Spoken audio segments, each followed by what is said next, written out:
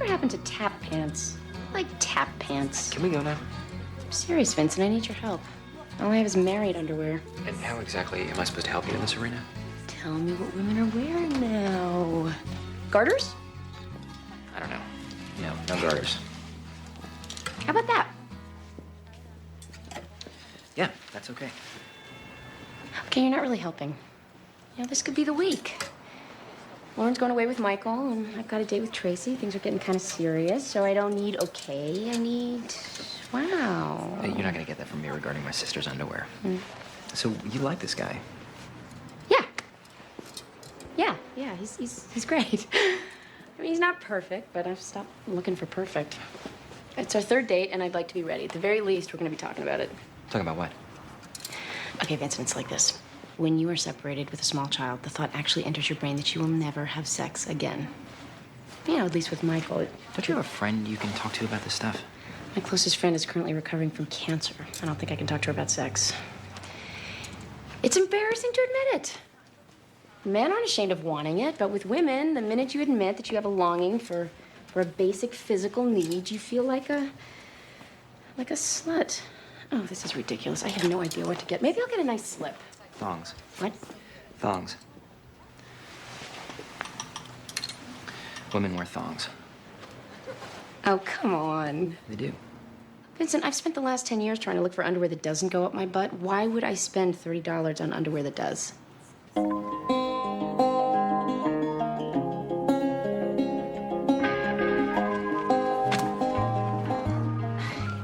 Are we getting close? Because it's been an hour. I'm sorry, Miss Gray. I don't know what's taking so long. Next, please. Oh, okay, Socrates. Here we go. Mrs. Gray, you're next. Maxine. Simon. What are you doing here? Oh, what am I talking about? You have a dog. Yes, yes, this is Desmond. Actually, he's been having some gastrointestinal problems lately. Ate the leg off a table the other day. Oh, that's too bad. Miss Gray, the doctor's waiting. That's all right. I'm not in any big rush. Why don't you go ahead, please? Well, you look great. I heard that you retired. Just retired myself. I just went back to work. Our timing never was very good, was it, Max? Daddy won't remember that you have to brush your teeth in the morning and the evening, so you have to tell him. Okay. Don't forget your vitamin. Try to eat some protein every now and again, and you call me every day. She's going to be in London, staying at the Savoy with her father. She'll be fine. Sweetie, I know it's going to be a little strange being away from home all week, but you're going to be okay. Daddy says we're gonna ride on a double-decker bus and see the changing of the guard. It's normal to be a little worried about being away from Mommy. I'm not worried. We're gonna have tea and cucumber sandwiches every day. There's a carpool. Well, that's good. Well, that's great. I guess being away from Mommy for a whole week halfway around the world isn't such a big deal for a big 6-year-old like you. I'll be worried if you want me to be, Mommy. Oh, no, sweetie. I just want you to have a great time and drink all the tea in London and come back to me as soon as you can, because you're Mommy's baby. You gonna be all right? I don't know. Okay, I'll accept the respondent's admission and find he's made this decision knowingly, intelligently, and voluntarily. Can I see the respondent's social history, please? One thing that troubles me, Mr. Mayhern. As you recall, I arraigned Mr. Rosas on what was, at the time, a charge of aggravated rape of a 14-year-old girl. At that arraignment, he was Jack the Ripper. Now you're giving him a walk with this reduced charge. What gives? May we approach, Your Honor? I can hear you loud and clear from here. To be candid, we know that Mr. Rosas was present at the rape. We're just not exactly sure what his role was. Really? Then why is he admitting to anything? Why not go to trial? My client was there. The evidence could support a charge of assault in the third, and that's what Mr. Rose is prepared to admit to. Well, there's assault, and then there's assault. Given the nature of this particular offense and this offender, including his prior record, I will accept the plea. However, disposition is another matter. I'm committing Mr. Rosas to DCF with his initial placement at Long Lane with the maximum period permitted by law. That's not the deal, man. That's not what you told me. Control yourself, Mr. Rosas. You said no time. That was the deal, man. You lied to me. Bailiff, lead him out. This is bull, man. This is whack. All right, let's be nice. Hey, shut up, pig. This really sucks, man. You screwed me, bitch. You screwed me bad. We had a deal, remember? I love your shoes. Let go of me.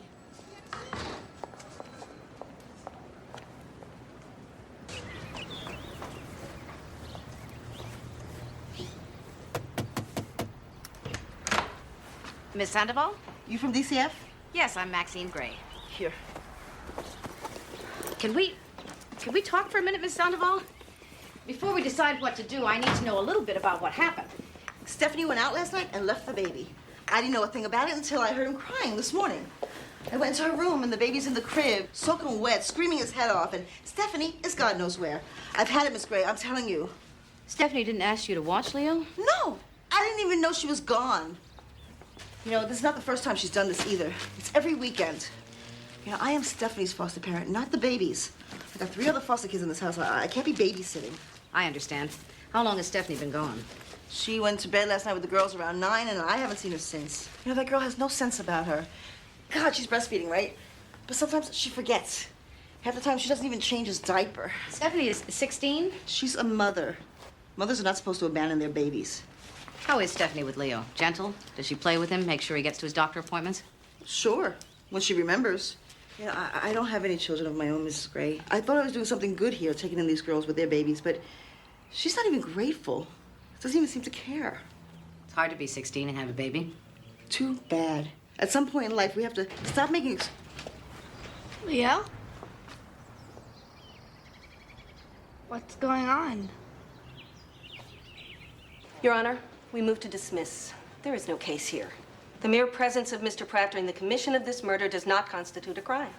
He walked into the bedroom where Mr. Hart was restraining and brutalizing Angie Parrish, grabbed a jacket, and walked out. It is not against the law to see a crime and not report it. Darren Pratt knew what John Hart was doing with Miss Parrish in that bedroom. The two friends shared an interest in violent pornography. This was the fulfillment of a sick fantasy. That is pure conjecture. If anything, Mr. Pratt's crime was one of neglect. He didn't help Angie Parrish. It is not anyone's responsibility to put his own life in danger to help another. For all Mr. Pratt knew, if he tried to stop Mr. Hart, his 6'2", 220-pound friend might have turned on him. Okay, I've heard enough. Miss Dodson, I am as sickened and as outraged as you are by Mr. Pratt's inaction and indifference. However, moral reprehensibility is not a crime. You have to participate, to do something affirmatively to assist in the commission of a criminal act. Regrettably, what Mr. Pratt did or didn't do in this case did not violate any of the state laws of Connecticut. And we have rejected the notion of guilt by association. Therefore, I move to uphold this motion to dismiss and order that Darren Pratt be released from custody. Get out of my courtroom, Mr. Pratt. I'm through with you. 10-minute recess. Coward!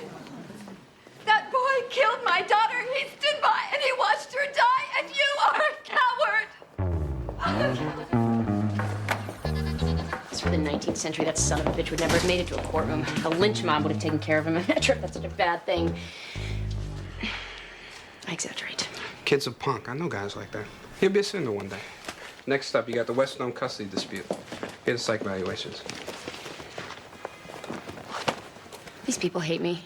Hey, folks are happy when they win and pissed off when they lose. That's the way it is. You're right. You know, I just thought that if I was nice and thoughtful and studied the law, people would appreciate that. What? Everybody loves Judge Judy. Oh, yeah, look at that. He laughs. I'm sorry. Oh, by the way, guy named Tracy called. He'll pick you up at 7. Wear a sweater. Thank you.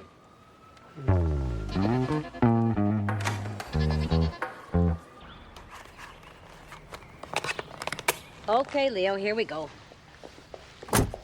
Please, please, no, please, you can't do this to me. You don't understand. I'll never do it again. I made a mistake I am his social worker, and as of now, I am responsible for his safety. Yeah, I know what you do. You people have been messing with my life since I could walk. He's my baby. He's the only thing I have. We'll take good care of it. He's not gonna know who I This am. is temporary. You'll get a chance to talk to the judge at the hearing. No, please, you can't do this to me. I promise I'll never do it again. You're not sorry. You're not sorry about anything. You It's my job. old bitch. And it sometimes stinks. I don't need you. I don't need anybody.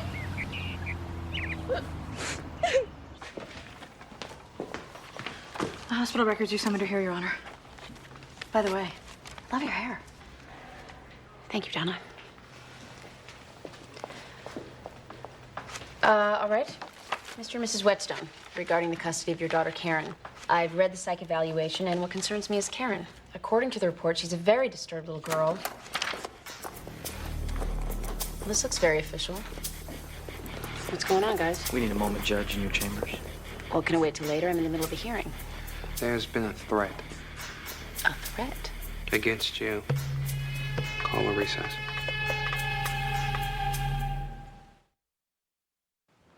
A call came into the main switchboard today about 11:35. It was a male voice. He said, Judge Gray is dead. We know where to find her, and we're going to get her good. Sounded like it was made from a phone booth.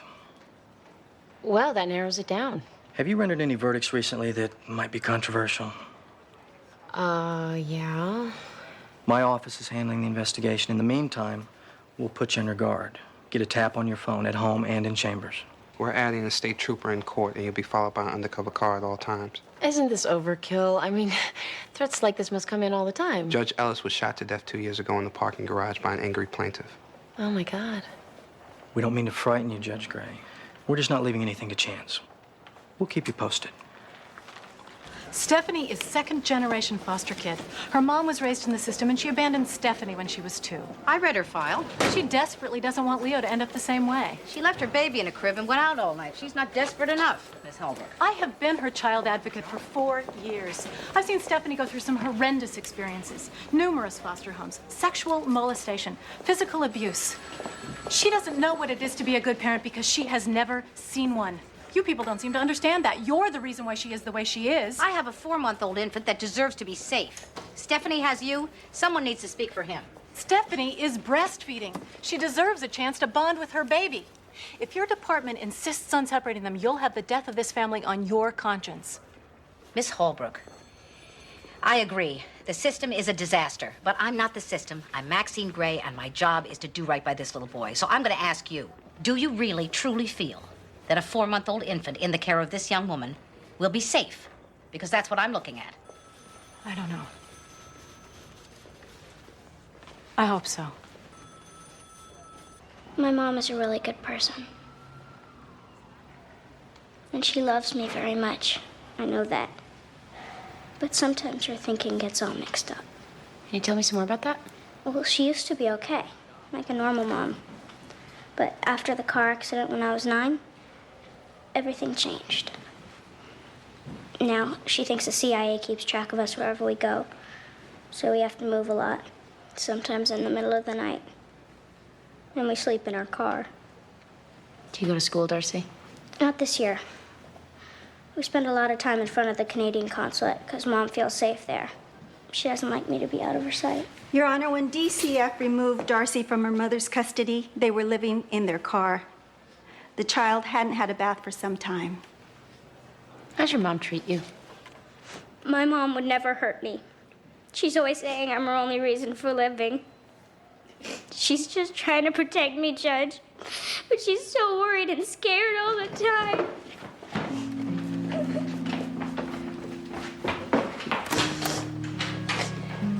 And I want to go to school and have friends and be normal. I really love her, Judge. I swear I do. But please don't make me go back to live with her. Thank you, Darcy.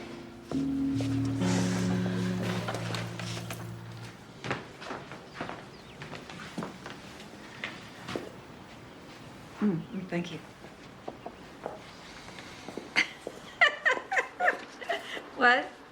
Yeah, you laughed. The seduction scene's very, very funny. All right. Yeah, that's good. Oh, no, funny's good. Uh-huh. You didn't laugh at the part at the beginning where he's talking about his mother? No, I thought that was funny. I just laughed to myself. All right, you don't have to humor me. If you don't like it, I want you to tell me. And I want you to be honest. Vincent, go away. Right, okay.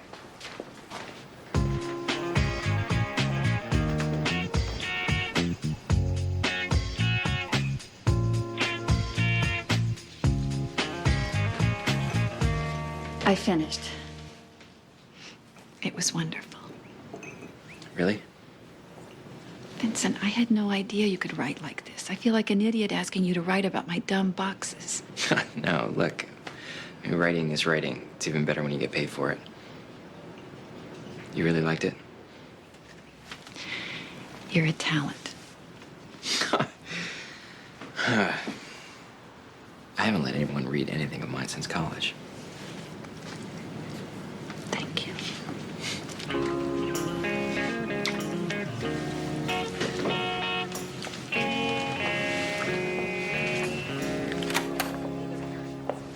Judge Gray, I'm Detective Redlick. I'll be escorting you home.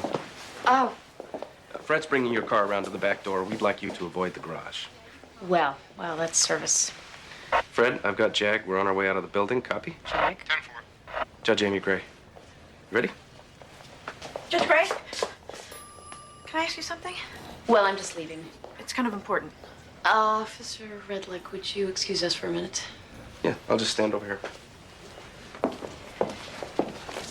Judge Gray, I just want you to know I think you're doing a great job. Thank you, Donna. I appreciate that. I appreciate all your support. I think you're doing a great job, too. Thanks. Did you want to ask me something? Yeah. Judge Gray, I'm getting married. Well, that's wonderful. Congratulations. And I've been trying to get up the nerve to ask you this all month. Would you perform the ceremony? Sure. I'd love to. It's day after tomorrow. Wow, that's soon. Where? Hartford Correctional Center. He's an inmate. I see. He's in for first-degree murder, but he didn't do it. Ah. I'm going to law school at night so I can be his lawyer, get him a retrial. Terrific. Let me just check my calendar.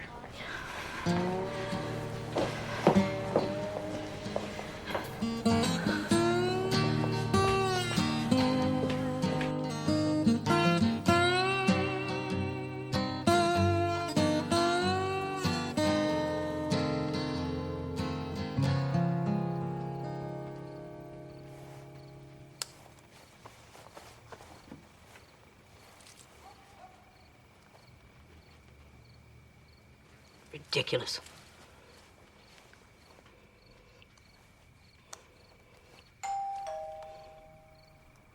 Coming.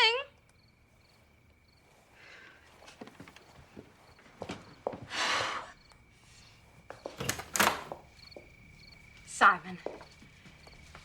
Butterscotch pie. Oh, how sweet. Come on in. You like salmon, if I remember correctly.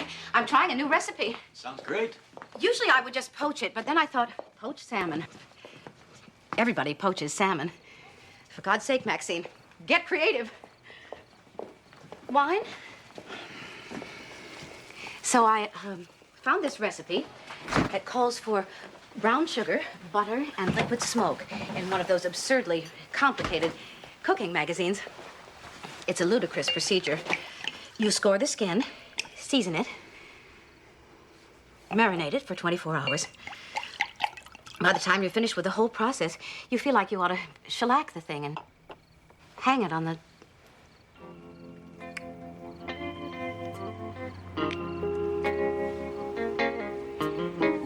wall. I've been wanting to do that for 12 years. I know. They didn't have Dolce Vita, but I got Terminator. You didn't. No, I didn't, but I wanted to. What's this? I thought we'd celebrate Celebrate what? your brilliant career. Uh-huh. That's hardly a career at this point, but I appreciate the sentiment. Did I ever tell you one of my best friends from college, an editor at Random House? No, you didn't. Well, she is. Back to side note. I called her this afternoon and told her about you. Chris. She said short fiction is what's selling now. She asked me to send her your story. I faxed it to her. To your next pushcart prize. Vincent, this is great news. If she likes it, she'll want to see more. You could end up with a publisher. Yeah, no, I'm right. I guess you're right. Come on. Let's eat.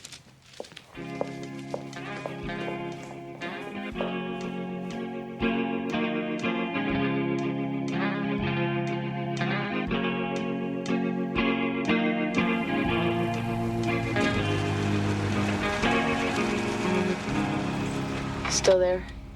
Yep. Sorry about all this. No, hey, I kind of like it. Keeps me from giving in to my baser instincts. You want to come in? Sure. My mother's probably asleep. Not that it matters. It's okay. Mothers love me. Mothers and, four-legged animals. Really? Mm-hmm.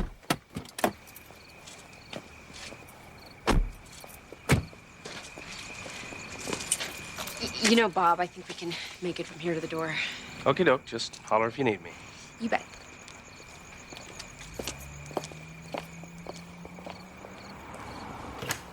You get a lot of work out of that. We do.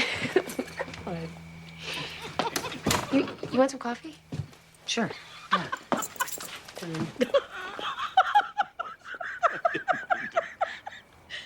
Mom. Amy, you remember Simon McKinley? How you doing? Good. Mom, Simon, this is Tracy Carroll. Maxine. Maxine Gray's your mother. Why didn't I know that? I don't know why. Why would you know that? Oh, Tracy and I go way back. Still making a buck on the backs of young victims? Okay, Mom, let's go in the kitchen. What? Let's go in the kitchen.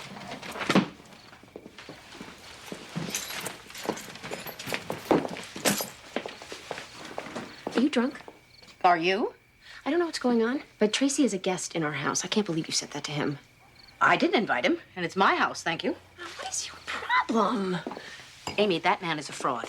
I can't tell you how many cases he's testified in where his judgment was completely off base. Why does that matter? I am dating him. I'm not listening to his testimony. He was always late. He never wore a tie, and he jangled the change in his pocket incessantly, not to mention the whistling. These are not reasons to dislike someone. He works with unsavory dolls, and he talks to children like they're ninnies. That's who you're going out with. Mom, I cannot believe this. Believe it. He's an idiot. No, what I don't believe is that you're doing this to me. I'm not doing anything to you. He's bad at his job. If you want to go out with him, well, you be the judge. My salmon's getting cold.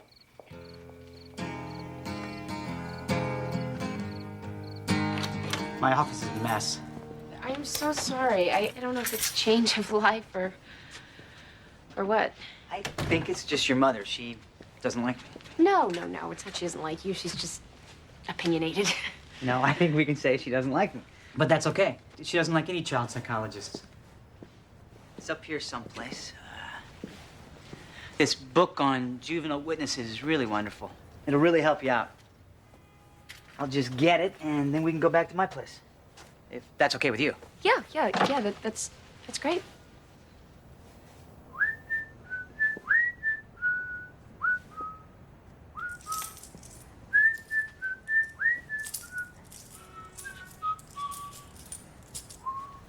I wonder how Detective Redlick is doing out there. I'm sure he's fine. Well, I've never had a bodyguard. I'm not quite sure of the etiquette. You know, why don't we just pretend that, he's not there?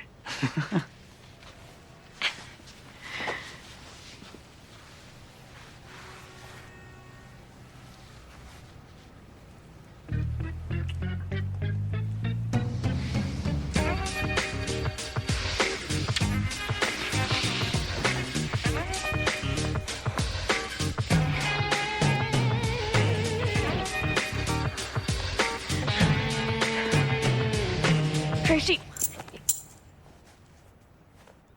Did you find that book?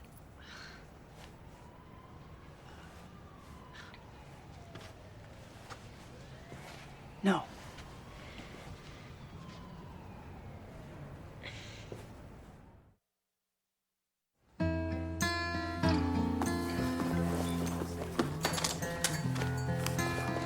I missed the bus. Stephanie, you're an hour late. I have to go. But what about our meeting? We're gonna talk, right? We were. Unfortunately, I have another appointment. So you're just gonna use this against me, aren't you? It's not my fault, okay? The bus came early and that pisshead driver wouldn't stop for me. I had to walk all the way from 4th Street. It was your responsibility to get here on time. I have 48 hours to make my recommendation, and you have just wasted an hour of that. I want my baby back. I believe you.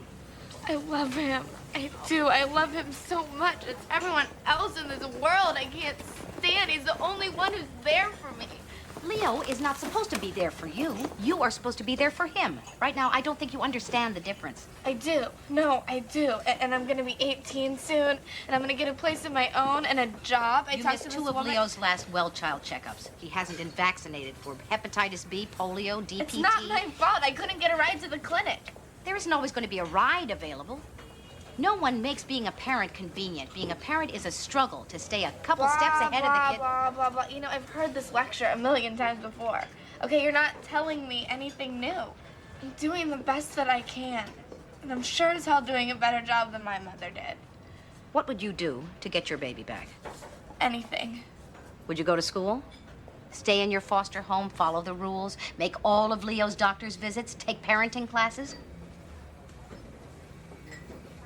Your Honor, there's no connection between my client's so-called psychiatric diagnosis and her ability to parent. Paula Mitchell is a devoted mother. As you can see, Darcy is healthy and well-fed. Beside the school issue, which he hopes to rectify, there's no evidence of imminent physical danger, no reason for extending the OTC. Thank you, Mr. Pinelli. Ms. Reyes.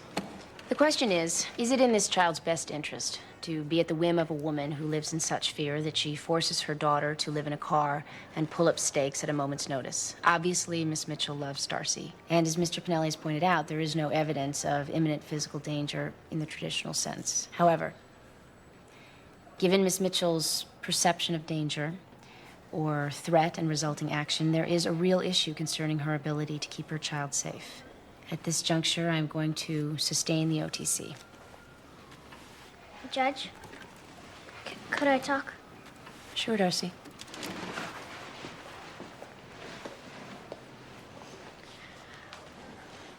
Please help my mom.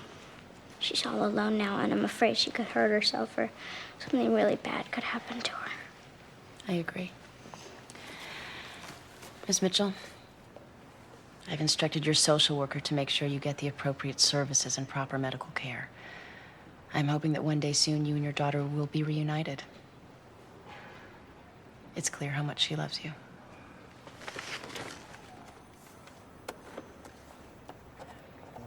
Hey, is that you? No, it's me. Hi.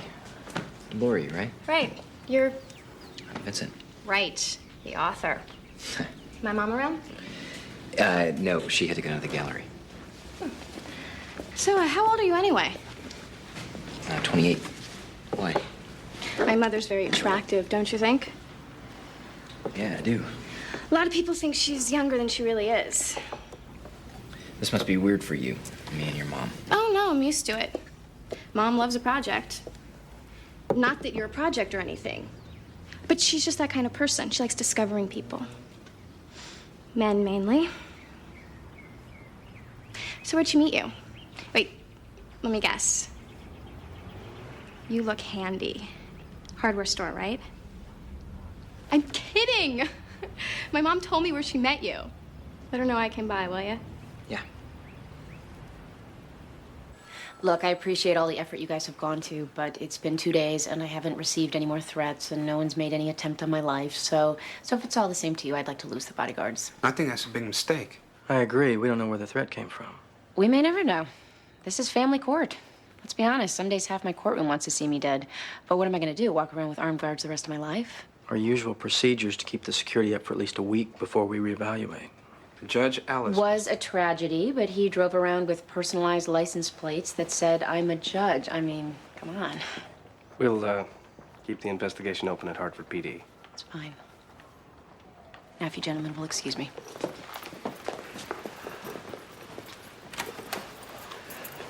How about I follow you home? Oh, Bruce. No, I appreciate it, but to be perfectly honest, I'm looking forward to a little bit of privacy. All right, then. I'll see you tomorrow.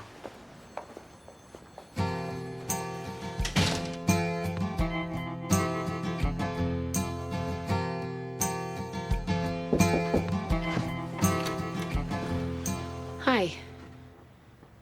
I was hoping you hadn't left yet. I had some dictation to do. Can I come in? Sure. I suppose you're wondering what happened last night. A little bit. Well, I just wanted to say it wasn't you. I like you a lot, Tracy. You know, if this is one of those it's not you, it's me conversations, let's just cut to the chase. No. I don't mean that. I mean, I'm attracted to you. Huh? Likewise. So what happened last night was just one of those strange anomalies that can only be explained by the moon or the cop outside or my mother. You know, your mother and I may not see eye to eye on most things, but I... Look, let's forget about my mother. Let's start all over again. Tonight's a whole new night.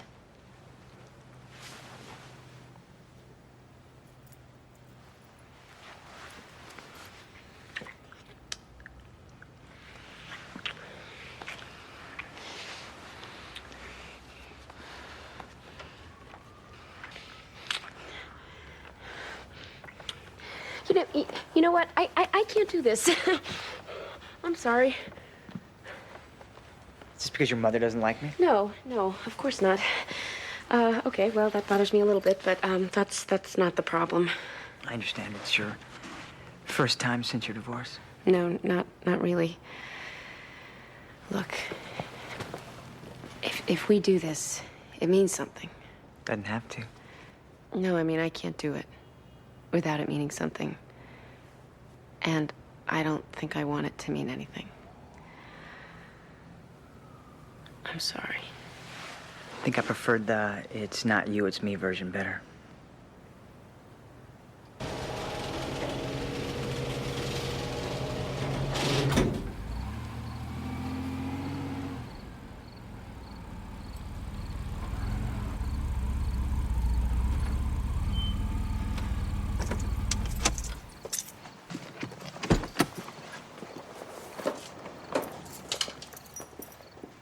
My daughter belongs with me. Miss Mitchell, you should not be here. You did this. Why? I don't understand. I don't think we should be having this conversation. If you want to... No, I did everything I was supposed to. I kept my mouth shut. I didn't call the Canadian consulate. They jammed my radar. They told me to stay in my car. And you stole my baby. Miss Mitchell, this is a big mistake. Darcy needs you to keep it together. So be her mom and put the gun away. You destroyed that. She's not mine anymore. I have nothing. Do you want to know what that feels like? No, please, listen to me. Darcy loves you. She just wants you to get better, and then you two can be together. We'll never be together. No, please. No, please.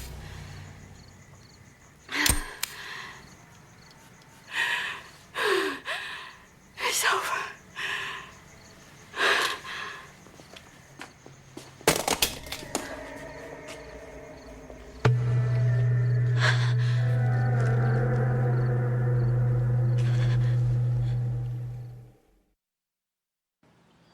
Well, thank you very much, Detective. The cops found her barefoot and disoriented on McCadden. He admitted her to county psych ward on a 5150. Amy, how could you have not told me about this? I'm your mother. Don't I still get to know when you're in trouble? Ma. Someone threatens your life and you don't mention it to me? I didn't want you to worry. Why? There's no statute of limitations on worrying about your kids. Just because they turn 18 and drive and drink and vote, you don't stop worrying. This happened in our garage. I'm sorry, Ma. The threat just didn't seem like such a big deal. Amy, the people that come into your courtroom every day are filled with impotence and rage. It's inevitable that the Oh, Ma, focus... please don't lecture me. I don't think I could take it at 6 o'clock in the morning. I lecture you because you won't listen. You have a very dangerous job. I know that, Ma. I know. I'm 35 years old. I don't need you to tell me how to do my job or whom to date or how to fix my hair. I'm an adult. Then act like one. You have more to think about than yourself. I have to take a shower. I don't tell you how to do your job, and I would never presume to tell you whom to date. Oh, no? You having short-term memory loss now? If you don't want my opinions, I'll keep them to myself. As for your hair, well, the way a judge is perceived affects her ability to do her job. That's a fact. I guess I just hoped that since we lived together, we could be honest with each other. Well, as far as I'm concerned, it's not doing anyone any favors. So it's not. Why bother to talk at all, then? We could just write each other notes on stickies when we want to communicate. Here's one now. Oh, that's nice, Ma. That's really nice. Okay, you want to talk? You go first. Let's talk about you and Simon. What was that the other night? A date? It wasn't a date, it was dinner. I saw you, Ma. I saw the look on your face. I don't know what you're talking about. We all knew about you and Simon. At least I did. What? It was so obvious whenever you two were together. And poor Dad, he always thought Simon was such a great guy, and then meanwhile... That's enough. If you want the truth, I'll tell you. Simon McKinley and I came to care for each other 15 years ago. It was a difficult time for both of us. Your father was depressed, Simon's marriage was ending. We needed each other. But you listened to me. Nothing sexual ever happened.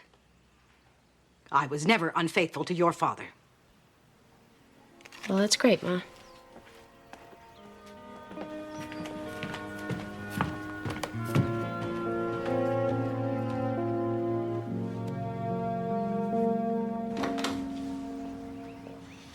Have you been writing all night?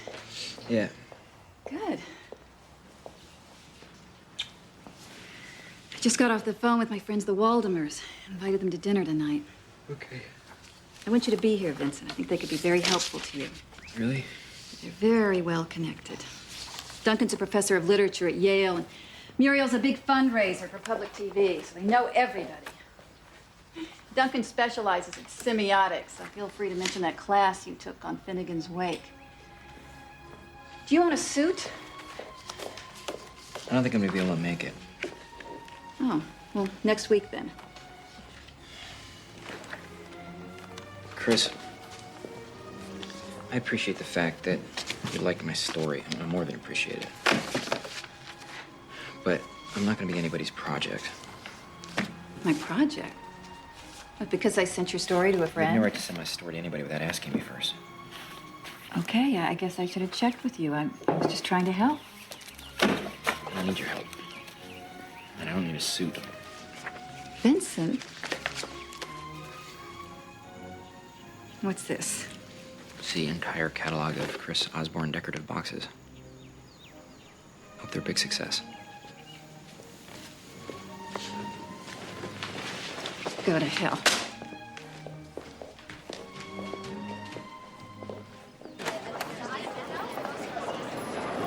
Mrs. Gray? Mrs. Gray, thank you. Thank you so much for giving me my baby back. Babies belong with their mothers if their mothers are willing to try. I'm gonna take such good care of him, I promise. You damn well better. Because if that baby so much as gets the hiccups, I'll personally find a loving family who will care for Leo the way you say you want to. With me, you get one chance to be good at the most important job you will ever have in your life. Do you understand that? Please say yes. Yes. Okay. I'll see you next week. 9 o'clock. Okay. Sharp.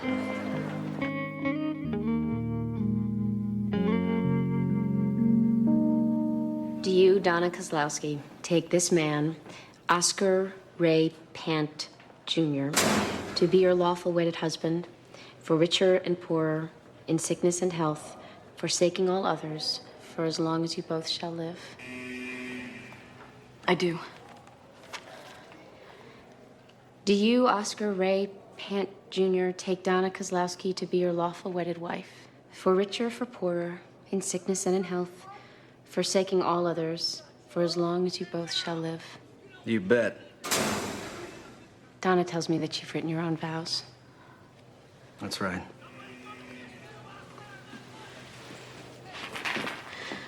Oscar, you are my everything. Meeting you changed my life and gave me a purpose. I love you more than I can express in words. You are my noble knight, locked away in the dungeon. I will forever be your princess. You complete me. Donna, my one love. My beautiful angel. You've given me hope. In the depth of darkness and despair, the light of your love, show me the way.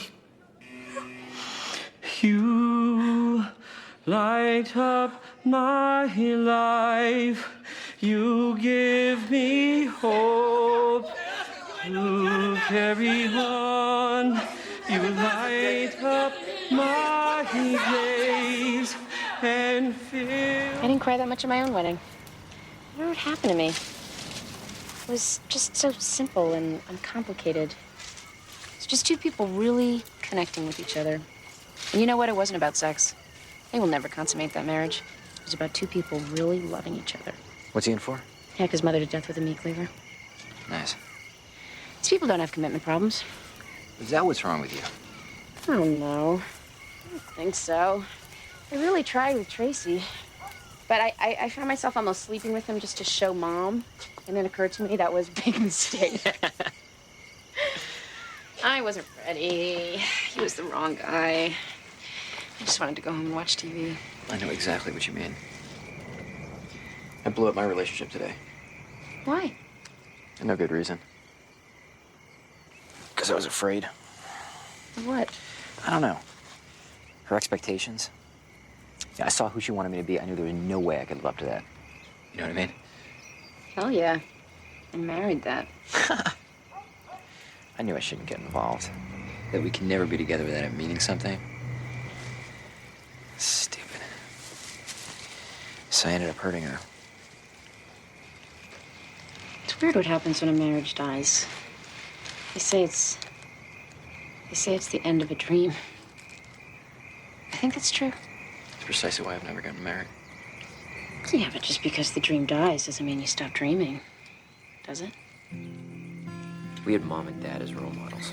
They were married for, what, 27 years? You'd think we'd be better at this sort of thing. Yeah. Yeah, you'd think. I guess what it comes down to is nothing's perfect. And nothing's easy.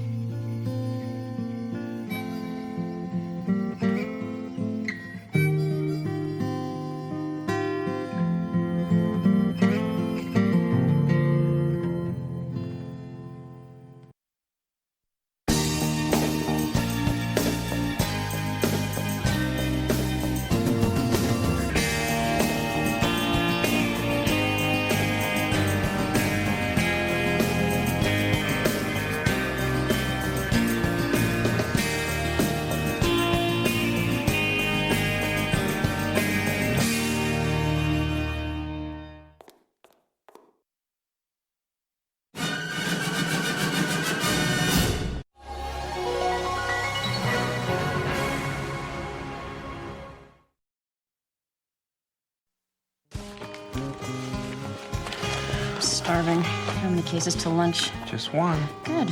Stand back and observe how fast I can work when my stomach's involved. Mr. Dobbs, you're on. Your Honor, I'm representing the Attorney General for the preliminary hearing regarding the DCF's petition to terminate parental rights of one Ann Featherstone to her son, Evan. Is Miss Featherstone here? She's right here, Your Honor. Go on, Mr. Dobbs. Mr. Axelrod, father of Evan Axelrod, has provided DCF with extensive information that the Attorney General believes will amply demonstrate Ms. Featherstone's unfitness as a mother, as well as a clear and imminent danger to her child. Child's age? He's 8 years old, ma'am. Mr. Axelrod, Yes, Your Honor. did the Attorney General accurately represent your position? Yes, ma'am.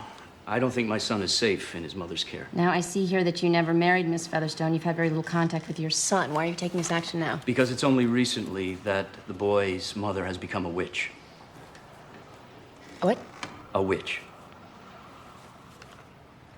Mr. Axelrod, I think you'll have to qualify that statement. He doesn't know what he's talking about. This is just a show cause hearing, Miss Featherstone. You'll have plenty of opportunity to present your side of the story. Mr. Axelrod, when you say that she's a witch, you mean... What do you mean? I mean, she's a witch. Miss Featherstone, what's going on? He's never been a part of Evan's life, or mine. He sends a check whenever he feels like it. Suddenly, he's gotten married, and now he wants to be a father. He can't just take my child away like that. Please, don't let him manipulate you, Your Honor. This is a vicious... Hold on, Miss Featherstone. First, I need to clear something up. Why does he think you're a witch? Well, technically speaking, I am a witch.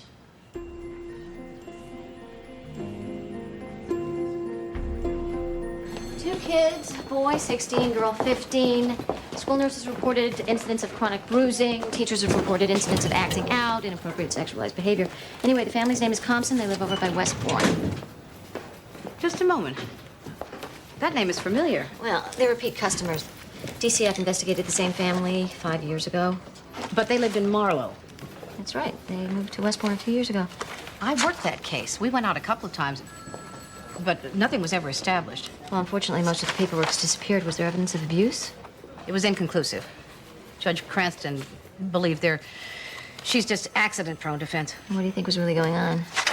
I wasn't the lead investigator. I inherited the case. The oldest boy would beat up on the girl. She'd beat up on the neighbor's kid. Something was very wrong in that family. Well, if that's still the case, try not to miss it this time. Get out there for a family clinical assessment. I hope the third kid is having an easier time of it. Third kid? A toddler, little boy. He had that condition with the, pediatric myopia. Wore the Coke bottle glasses. Wrong family. Only 2 kids there. No, I'm pretty sure I'm right. Maxine, the information is clear. And you don't always have to be right.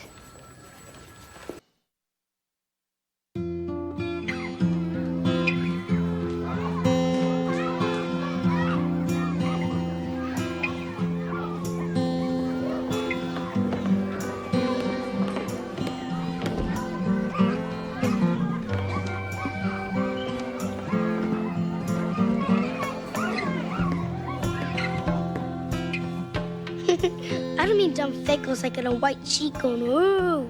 I mean real dead people. Get lost, kid. What are you guys talking about?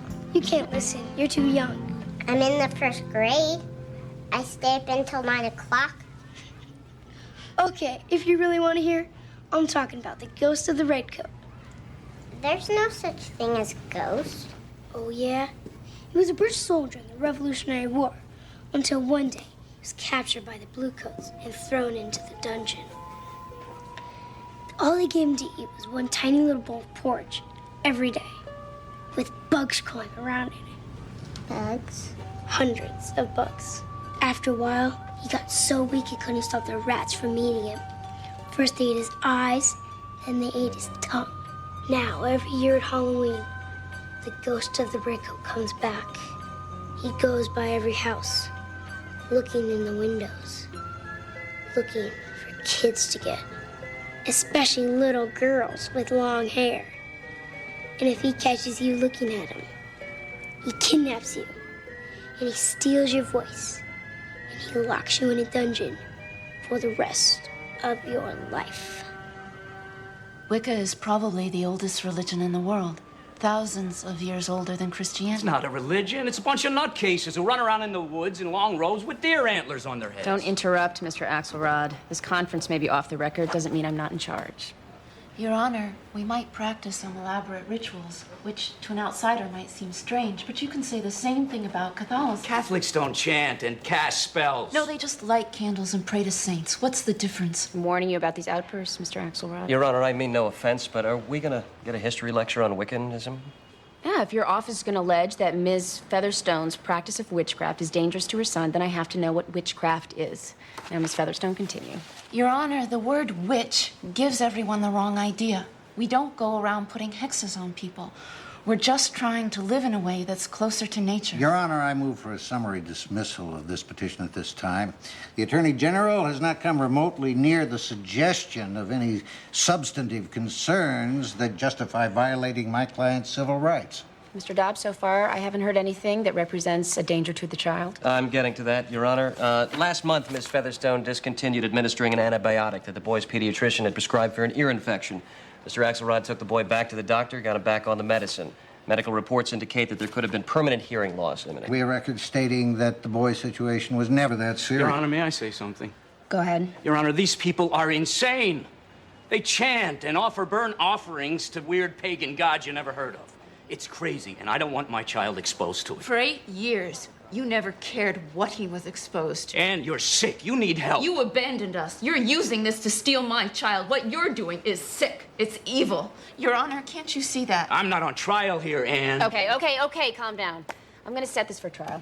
But I want to hear evidence, not mudslinging. Parental rights are at stake here, and I want you all to treat this with the seriousness it deserves.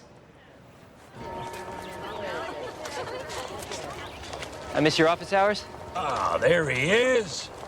Favorite wretched, ink-stained, miserable literary genius. No, I'm not miserable. Miserable is when I was taking your class. I'm always hardest on my best students. Did anybody actually fall for that? So what's a big mystery? Why'd you call me? I finally had a chance to read your stories. And? You want the truth? No. No, I don't know. I want to hear that they're brilliant. The truth is they are brilliant. Really? Vincent, I've been betting on you for years. Periodically, an agent will call me to see if I'm onto anything new. So I took a chance and sent your stories. Apparently, the Board of Geniuses at Artists' Literary Talent responded to your work. Artist literary talent? Yeah.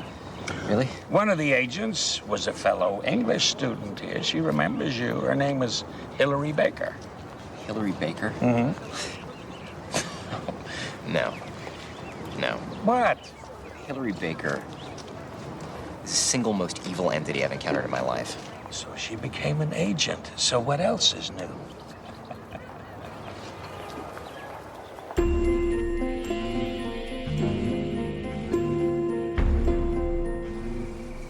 I don't know how long I can work with this Susie Nixon person. She treats me like I'm an idiot. The world is full of annoying people, Mom. Just try not to be one of them. That's what you used to tell me. She never talks to me. She talks at me. Can I be excused now? I'm ready. You haven't eaten anything. I'm not hungry. Kitchen still open? When is it not? My roommate's breaking up with his girlfriend again. I'm kicked out. Those two need to get married. You know, Vincent, I've never even seen this phantom apartment. I don't think it exists. You come by at your own risk. Can I go watch TV now, Mom? No. Stay and visit with us. Hey, guess whose mommy is going to a PTA meeting tomorrow night at your school? Whose? Yours. I'd rather be burnt at the stake than go to one of those. Yes, you have made that abundantly clear my entire life. Those meetings have a diabolical effect. Normal people turn into tyrants. It's just like high school with the cliques and the conspiring. Well, I want to be part of the clique. I want to feel like a normal mom. Besides, we're going to be talking about the Halloween carnival. It should be fun. Well, maybe the PTA has changed since my day. Honey, have you thought about what you want to be for Halloween? It's coming up. Not really. Vampires are always cool. Long fangs, big cape, lots of fake blood. I don't know. Well, I can tell you from first-hand experience that the trick-or-treating in this town is first-rate. It's pure junk. None of that healthy stuff like apples. Maybe I shouldn't go trick-or-treating this year. I think I'm growing out of candy. Growing out of candy? What have you done with my daughter? Besides, it rots your teeth. Honey, you love Halloween. It's your favorite time of year. Can I be excused now, Mom? I really want to watch TV. Sure.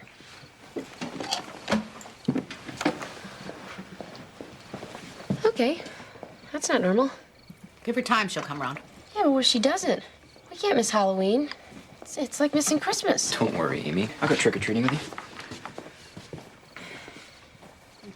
You know, it's this damn witch trial. I bet she heard something about it at school. That's why she's so scared. Which trial?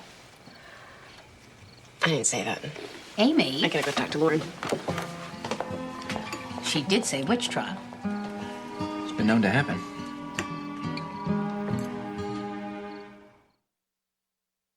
So what's the occasion? I thought I wasn't allowed to walk into class. I just felt like it today. You thought any more about Halloween? No. You go as a cowgirl. I went as a cowgirl 3 years in a row. I could teach you to say, reach for the sky, partner. No, thanks. Lauren, what's wrong? What are you afraid of? Nothing. Mommy, can I get my hair cut short? What? I'm tired of long hair. Since when? Honey, I love your long hair. It's beautiful.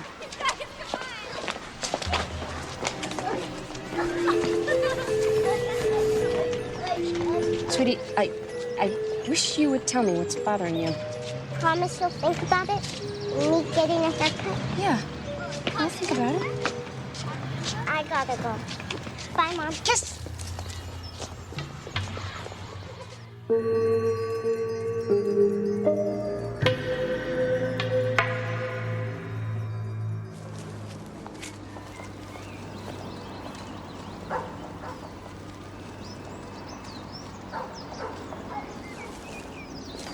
When I think of all our taxes paying your salary, the way we've had to struggle to raise our children properly, well, it hurts to have our home invaded like this.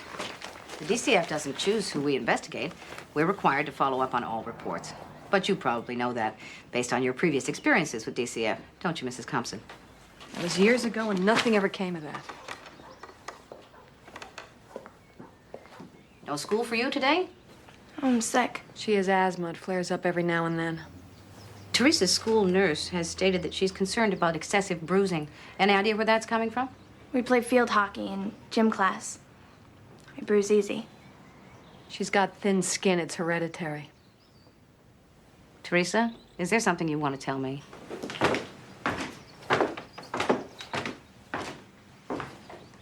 What's going on? This is Maxine. She's a social worker. My husband works nights. He usually gets up around this time. I see. Where's your son, Kenneth? In school. And the other boy? We don't have another boy. Well, Mrs. Compton, you probably don't remember this, but I came to see you 5 years ago on assignment. I looked a little different, less gray, a couple pounds lighter. I distinctly recall you had another son. I think his name was Timothy. The neighbor's kids played in our house a lot. Maybe you're thinking of that. Maybe so. Mr. Axelrod has learned that Ms. Featherstone sometimes conducts her Wiccan ceremonies in her home, ceremonies that Evan might have participated in. Is that true? It's true we have ceremonies. What do those ceremonies entail? Different things. Give me a for instance. Well, first we cast a circle to sanctify the space, and then we'll bless it with the elements, calling in the watchtowers of the north, south, east, west. I see. And then we might invoke certain gods or goddesses or other deities. It depends on what you're doing that day. Is Evan ever involved? You might watch, but that's all. I swear. It's completely harmless. Satanic rituals are harmless? Objection! No one mentions Satan. Your Honor, Satan is derived from Christian philosophy.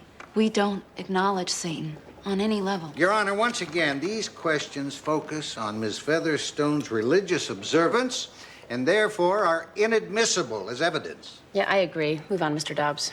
I'd like to present another witness, Your Honor. Your excuse, Miss Featherstone.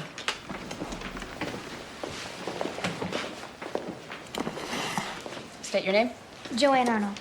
You realize you were sworn in earlier and you were under oath. Yes. Ms. Arnold was Evan's babysitter until recently. Why did you stop taking care of Evan? Because I got scared about what was happening in that house. Joanne, that's garbage and you know it. Ms. Arnold? Make her stop looking at me. I fired her for stealing $140. I never took anything from you. Okay, calm down, Ms. Arnold. Just tell me what happened. Oh, I happened to tell her that I was worried about my boyfriend, who was starting to act interested in other girls. She told me that she could cast a spell on him, and that made me scared. Miss Featherstone, did you cast a spell? Your Honor, a spell is just our word for prayer. She said that it would make him impotent with other women. See, they hate men. And she's passing that on to my son. Mr. Axelrod. And her name is not Featherstone, it's Murphy. She changed it after she got involved with the witches. This is totally irrelevant. Again, Your Honor, I demand that Miss Featherstone's religious beliefs are protected. You're taking some liberties here, Mr. Carr. It's protected in theory only. Wicca is not an established religion in this state. I'd like to present another witness, Your Honor. No. No.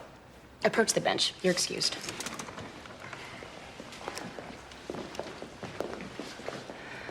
We're getting nowhere with this. A scared babysitter is not a substantial witness. You cannot bring me a parade of people to impugn this woman's character. I agree, Your Honor. And you're trying to convince me that Wicca is in the same league as the Rotary Club. Well, it's not. I need to view this case rationally, and to do that, I need rational evidence. Now, I'm going to set one more day for this trial, during which time I better hear something worth trying. Well, Vincent, Hillary speaks very highly of your work. She's only been with us a few months, and she's already brought us some promising clients. I've learned to trust her instinct about writers. I can't argue with her instincts. You're a short story writer, I understand. That's right. Won the Pushcart Prize, then dropped out of sight. Well, I needed some time to think. I see. Well, I have an appointment, so I'll leave you two alone. If you impress Hillary, then you impress me. Nice to meet you. You too. Senior agents. They like to stick their nose in the room and take credit for my work. A maneuver you're familiar with. Really, Vincent? I thought you might at least finish a coffee before you brought that up. Look, I did not steal your story. There are similarities, sure, but, there's nothing new under the sun. Let's see. Blind widow starts to believe her husband has been reincarnated in the form of a young Iranian boy.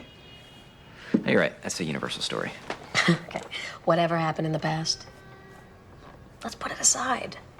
Okay? It's water under the bridge. If you say so. Vincent, do you know how many slender volumes of finely wrought stories are published every month to a giant collective yawn? Taking you on will mean work for me. But I'm a good agent. I can get you published. You want that? Yeah, of course I want that. One concern, though. Publishers nowadays, they're pretty much only doing these 2-book deals. That means I've got to trust that you won't have another breakdown like you did in college and leave me to deal with some angry buyer. Can you reassure me of that? I need to think about this. I need to think about all of this. Okay. You go think. I'll drop the papers.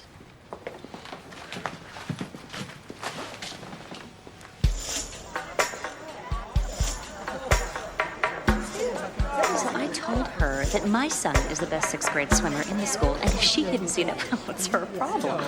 Excuse me, is this decaf for real? Oh, we only serve decaf. I mean, show me another 11-year-old that can get close to his times. I'm Amy Gray. I'm a new mom. I mean, new at the school, not at being a mom. Oh, you're the judge. I've heard about you. I'm Nancy. This is Farah. Who's your child? Lauren. Cassidy. Wait a minute. Lauren in Miss Schlewe's class? With the long hair and the big eyes? Yeah, it's the one. She's adorable. My son, Clive, is in love with her. Wow, that sounds scary. We'll have to get them together for a play date. Great. I'd like that. Good.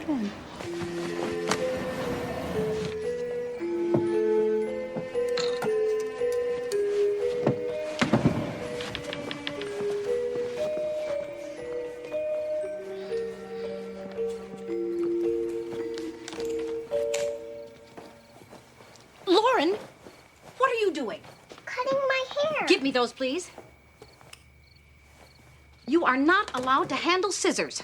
I told Mommy I wanted to cut my hair. You may not cut your own hair. It'll take Mommy too long to understand. Understand what? Lauren. What? I don't want the ghost to see me and take me away and steal my voice and lock me in a dungeon. What ghost? The mad soldier ghost. He locks you in a dungeon away from your family. They say he looks for girls with long hair. Lauren, there's no such thing as ghosts. Yes, there is. Darian says grown-ups can't see them. Who the hell is Darian? A boy at school. He's 9. Don't you ever worry about anyone locking you anywhere. How can you be sure? I'm sure. I'm old. I've lived long enough to see everything. And if there were ghosts who hurt little girls, I would know. Why? Because I raised a little girl. Your mommy. She always had long hair, and she never saw a ghost. Another thing, when I pick you up at school, would you, introduce this Darian to me? Okay, the first order of business is the Halloween Carnival, which is fast approaching. I'll turn it over to Nancy, who is head of the committee. Several parents and I feel that we should issue a directive to our children this year indicating what kind of costumes we feel are appropriate. No violent action figures, no gangsters, nothing sporting a weapon. Also, no ghosts, monsters, vampires, witches, skeletons. Come on, what does that leave? Plenty of things. Disney characters, princesses, sports figures, well, except, of course, for Daryl Strawberry. Just keep in mind that if your children show up at the school party in inappropriate costumes, they will be asked to leave. I guess I'm confused. Why are we doing this? We feel it's not a good idea to encourage violence given the current climate in schools. Well, but that's different. That's not about Halloween. Oh? What is it about? I'm sorry. I realize I'm new here, but this seems like a bit of an overreaction. In my work, I see disturbed children all the time.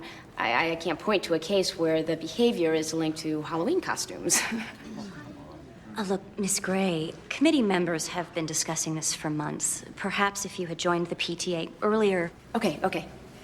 I should have done that. If I could move on to the next agenda item. Please. We feel that this year the haunted house should be canceled and we should replace it with a fun house. Oh, please. Is no one else concerned about this? You're depriving children of their imaginations. You're taking away the fantasy, the fun. You're censoring them. Miss Gray, do you want to be in this meeting? What?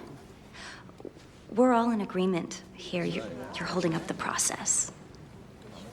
Are you kicking me out? We do have a lot to get done tonight. We'd be happy to have you stay if you could cooperate. You mean behave? Miss Gray, we are perfectly aware that there is a witch trial underway right now in local court. I can't talk about that. And if you're trying to argue that our concerns are overblown, this isn't happening in another place, right here in our town. Cult members raising children. Look, if this is going where I think it's going, you don't have to kick me out because I can't be here. It's against judicial ethics. Well, that's your call.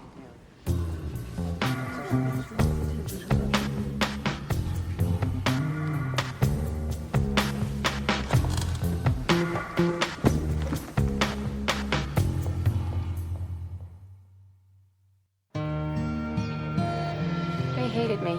I warned you about the PTA. I've never been kicked out of anything, ever. Ballet. Well, except ballet. My teacher was a lunatic. Summer camp. I suggested a few reforms. You let all of the horses out of their stalls. It was cruel to keep them locked up. My point is that you're a leader. Leaders don't make good joiners. Try and stick with what you're good at. For once, I'm not going to fight your advice. Talked to Lauren last night. I figured out her problem. Some kid at school scared her to death with a ghost story. That's why she's avoiding Halloween. And she still doesn't want to go. Well, I'll talk her into it. Amy, let her sit it out if she wants to. Mom, fear is a very dangerous and contagious thing. I have to teach my daughter to work through it, not run away from it. You should know that. You've never run away from anything.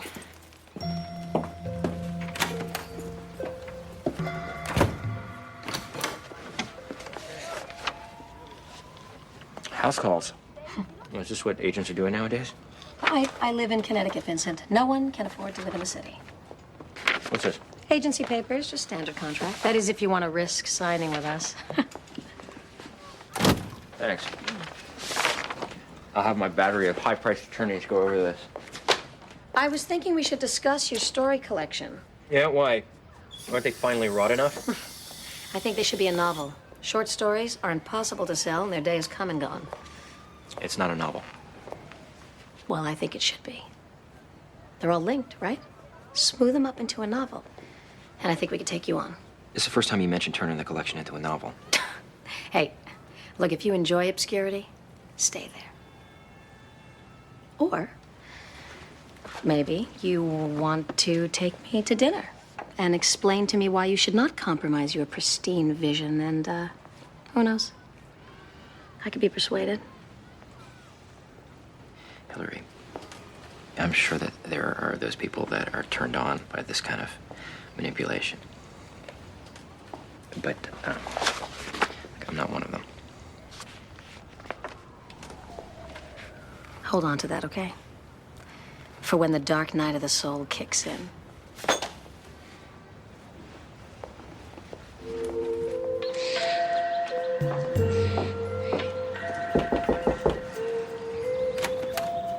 Mrs. Baxter? Yes? I'm Maxine Gray. I'm a social worker. I'd like to talk to you about your former neighbors, Noel and Angela Compson. Do you remember them? Yes, but I haven't seen them or heard a word about them in the 4 or 5 years since they moved. Ever have any arguments with them? I doubt I had more than a dozen conversations with them. Did the children seem okay? Nobody in that house seemed okay. It got worse after the youngest died. A little boy? Right, the one with the thick glasses. He died? They used to leave him out in the yard like a pet. And then one day he went away. We stopped seeing him. My husband asked. Mrs. Compson said he was very ill. When we never saw him again, we just assumed he died. Thank you very much.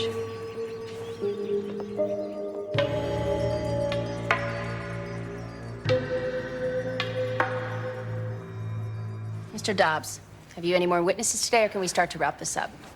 Well, none that you've approved, Your Honor. Yes, I didn't feel the need to hear from the gas station attendant who claims Miss Featherstone put a hex on him. Your Honor, I have a witness that I would like to present.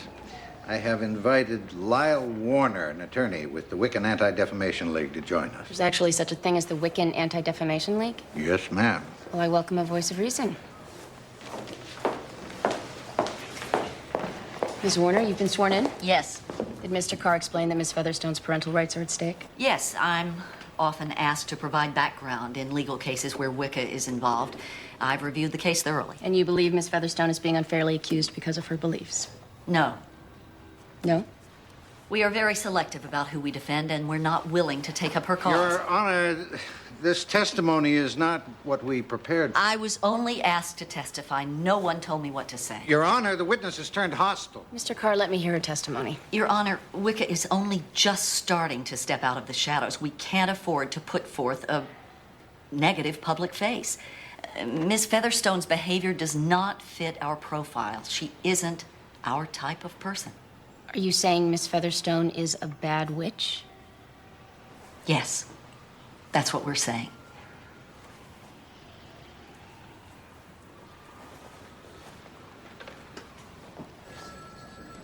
Here it is. Birth records on the Compson family. Mother, Angela H. Father, Noel P. Children, Kenneth J. and Teresa K. Just 2. That's right. I see. Any death records? Not in the immediate family. Thank you. Is there any reason you would not have a birth record? Oh, sure. But baby's born out of state or at home, for example, not at a regular medical facility. And some people actively avoid creating any records for their kids. Paranoid types, mostly.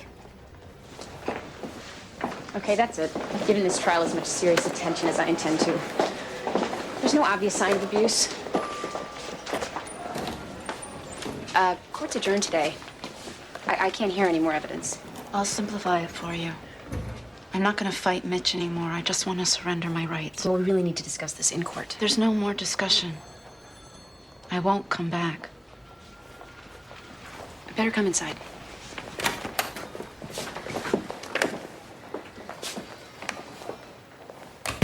Miss Featherstone, if you terminate your parental rights, you may never be able to see your son again.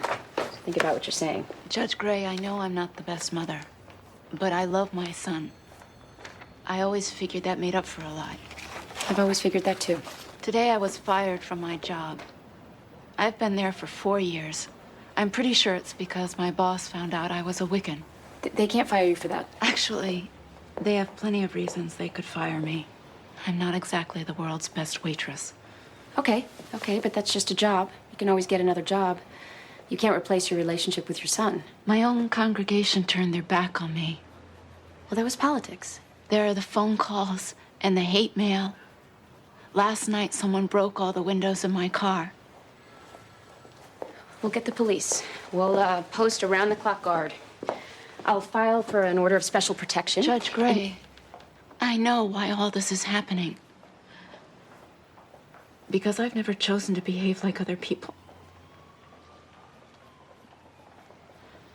I didn't marry Evan's father. And I have all these strange beliefs, which to me don't seem strange. But I live differently, and that scares people, and that is not going to change. I can't risk it. I have to protect my son. And he is safer if I'm not his mother anymore. Miss Featherstone, I'm going to forget that you came in here today. I want you to go home. I want you to think about what Evan means to you and what life not being his mother would be like. I'll see you in court tomorrow. Murdered. They killed that child. And I think there's evidence of it somewhere in that house. There's no birth record, so it's easy to cover up. Maybe there's no birth record because there's no child. Ms. Nixon, I remember him. And the former neighbors confirm it. Neighbors are suggestible. There's no reason to doubt these people. Maxine, we barely have enough evidence to investigate abuse. Now you want to start searching for a dead kid. Why don't you call the police if you're so convinced? You know why. Because there's no probable cause. And DCF doesn't need probable cause. This job relies heavily on instincts and perceptions and hunches. I forbid you to go back to that house. I can't walk away from this a second I will time. personally arrange a restraining order if I have to. Ms. Nixon. It's over.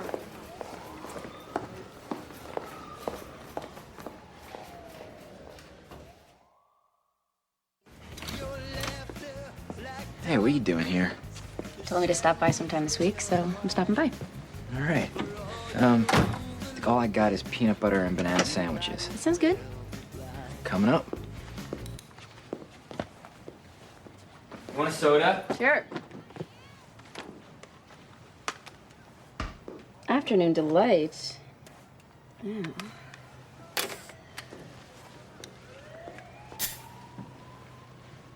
Who's Hillary Baker? Oh, that. She's an old college acquaintance. She works at this New York literary agency now. They want to sign me. Vincent, that's great. It's not so great, actually. I'm not gonna do it. Why not? I knew her in college. She's a bad person. How bad?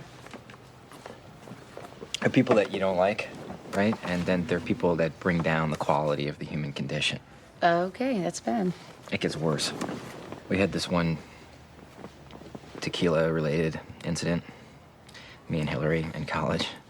And you feel like you have to pay for it the rest of your life? I just feel like if I use her to get something that I want, it's like making a deal with the devil. There are bad guys everywhere, Vincent. Who do you think I deal with? Amy, your job is different. There are things more important than success. I mean, I believe that. Self-respect is worth something. Fine. But if you let the devil stop you, then the devil wins. I mean, doesn't she?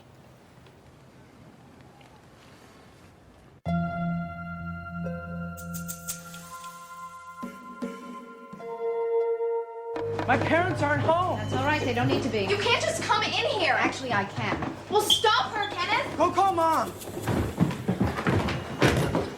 What are you afraid of? You're just not supposed to be here, okay? Teresa. I told you to go call Mom. What's in here? Do you have a key? No!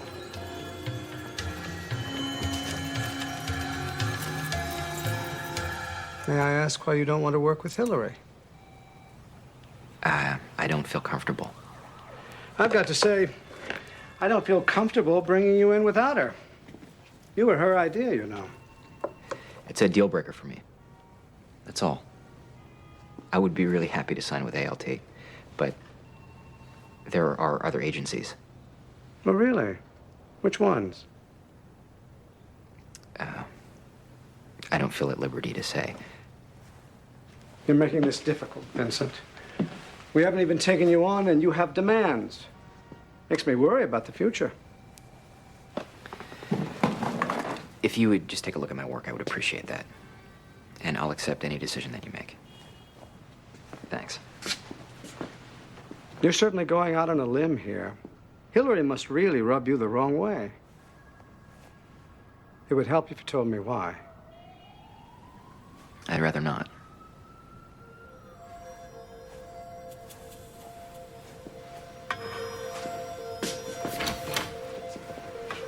You can't be down here. My father doesn't let anyone down here.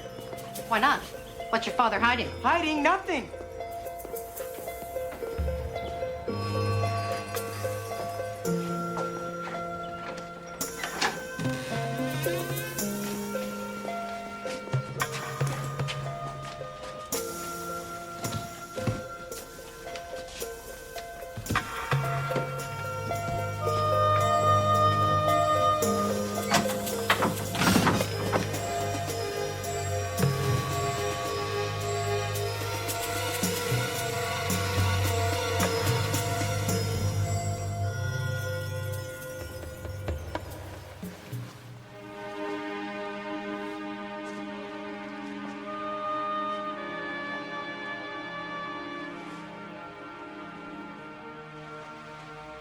Timothy?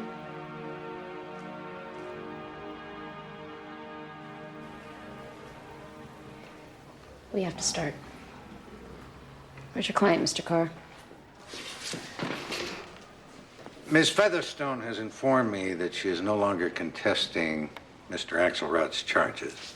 Your Honor, Ms. Featherstone's failure to appear is tantamount to abandonment. That's unacceptable. She cannot walk out in the middle of a trial. I'll subpoena her. Ms. Featherstone has disappeared. She wrote me a note saying that she left the state, won't return. Well, Mr. Axelrod, it looks like fate is on your side today. Thank you, Your Honor. Thank you. Mr. Axelrod, under the circumstances, I have no recourse but to grant the DCF's petition and award you full custody of your son, Evan. But I am far from happy about it. Clearly, you are fit parents, but the charges you brought against Ann Featherstone instigated a full-scale witch hunt. She was literally run out of town. There is nothing in this situation for you to be happy about, nor you, Mr. Dobbs. This is a travesty. I am granting custody, but I refuse to terminate parental rights. Ms. Featherstone can come back and contest this decision at any time. The child lost his mother because of hate and hysteria. You can't do better than this. Why even have a judicial system? What's the point?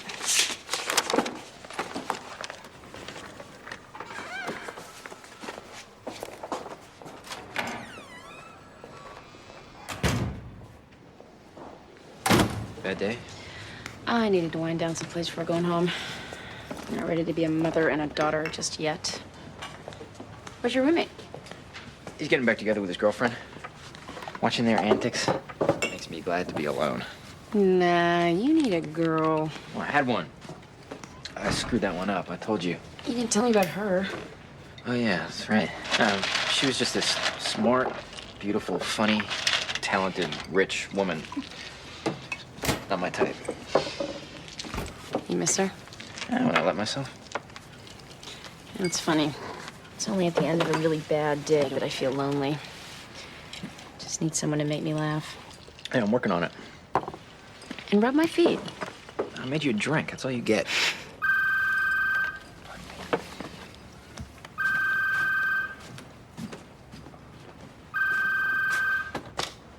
Hello. Yeah. Oh, hi. I see. Well, thanks. No, it's great. I appreciate that. Yeah, I can do that. All right, thanks again. Who was that? That's my agent. The devil? No, the devil's boss. How'd that happen? I took a chance. I went over her head. Huh. Wow, it worked.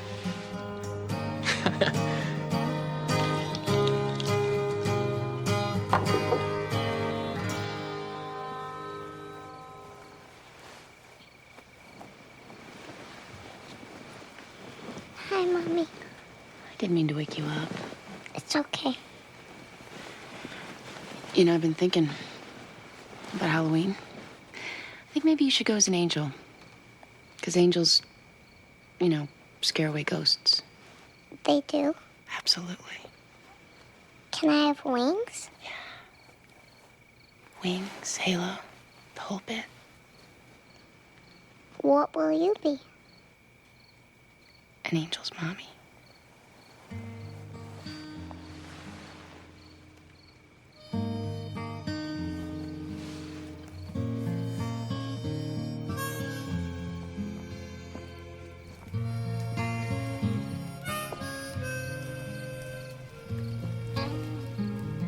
What's up? Can't sleep. Yeah, me either. It's a bad day. Bad as they come. You saved that kid, Ma. I heard. He might be beyond saving. If I had pushed harder the first time. Don't. You can't anticipate a thing like that. It's not human. He has a chance now. They said they did it because he wasn't normal.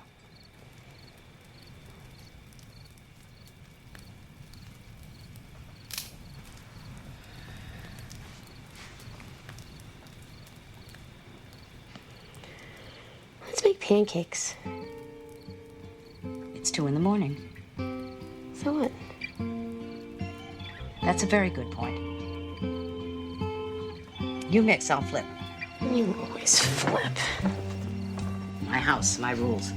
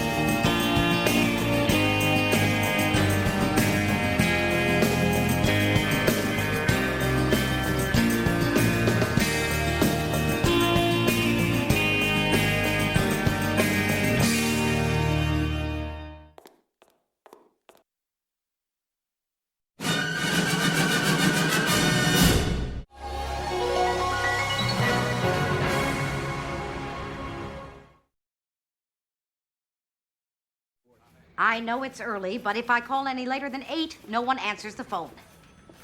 I'm sure she's busy. We're all busy. But if she can't get back to me by the end of the day, I'll be happy to talk to her supervisor. Alrighty then. Thank you. I'd rather have root canal than have to deal with one of these motivationally deficient piss ants at SSI. Eliza, I was just going to return your call. Well, what an amazing coincidence. I just saved your quarter. Good morning, Seth. Good morning, Maxine. What can I do for you? You can get off your butt on the Dexter case. The Dexter case? Kevin Dexter, 8 years old, deaf. Father died 5 years ago. 6 months ago, mother died in a car accident. Teenage brother is his guardian. Ring a bell? I'd like to say it rings a bell, but I've been inundated with cases since I got back. There's a problem. The situation with the older brother is falling apart. As his guardian ad litem, I think you should pull the kid. Oh, Dexter, here we are. What is the problem? Custody's not up for review for another 2 months. The kid stopped signing. His teachers are saying he's refusing to communicate in American Sign Language. Is that an emergency? Yes, it's an emergency. He's profoundly deaf, Maxine. Without sign language, he'll be cut off from the world. While I take your point, I'm not sure a judge will feel that this little boy is in imminent danger. Fine. You don't have to take my word for it. He's not even going to school anymore. Come see for yourself. I can't just pick up and leave first thing in the morning. I've got a huge caseload. What are you waiting for?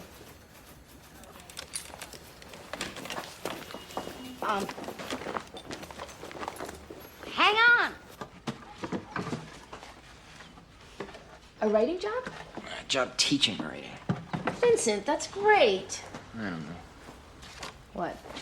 Probably gonna be teaching a bunch of arrogant, overeducated graduate students. So what? It wasn't so long ago you were an arrogant, overeducated student yourself. Yeah, that's a problem. I remember what they're like. Vincent, I give you permission to be happy about this. Oh, yeah?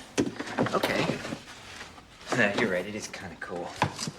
I do have some definite ideas about writing, and now I'll have an audience that actually has to listen to me. They're gonna love you. Have you told Mom yet? I can't bring myself to. She'll be too happy. A real job. Oh, you look at all of this old stuff. Oh, it's my trumpet from 6th grade band. I always had such a great embouchure. Yeah, I heard that about you. Oh, Dad. Classic insurance salesman. Saves every receipt and scrap of paper he ever got.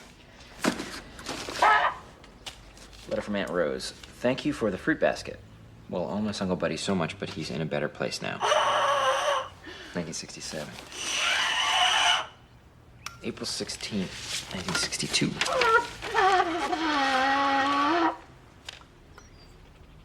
What is it? It's a letter of acceptance to Yale Medical School. For Dad. Oh, you were a kid when he died. How much could you have known? So you knew? Mommy, I don't want peanut butter and jelly. What do you want? Turkey?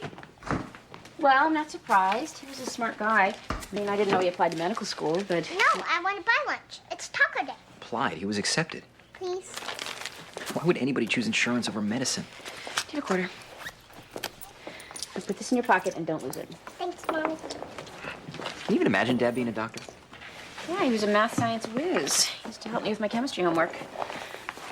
Vincent, you didn't know Dad the way the rest of us did. He wasn't always that tired, withdrawn guy. It was a lot of fun. Somehow I miss that. I know. It wasn't fair. Good luck tonight, Professor Gray. Bye, Uncle Vincent.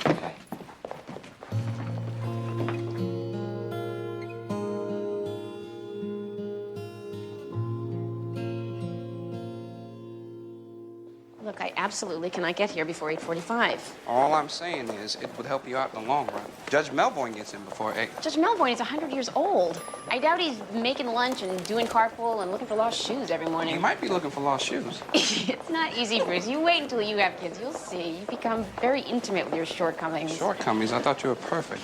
Almost.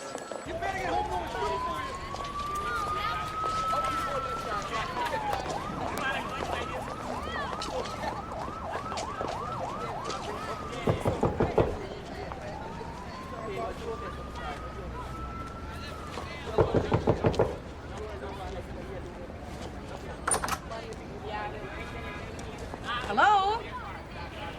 Anybody home? Hello? The housekeeping leaves a little bit to be desired. Charming. Maxine!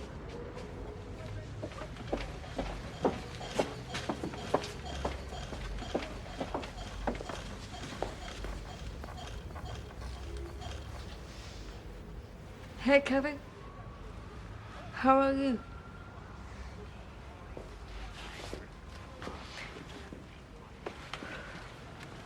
Where's Pa?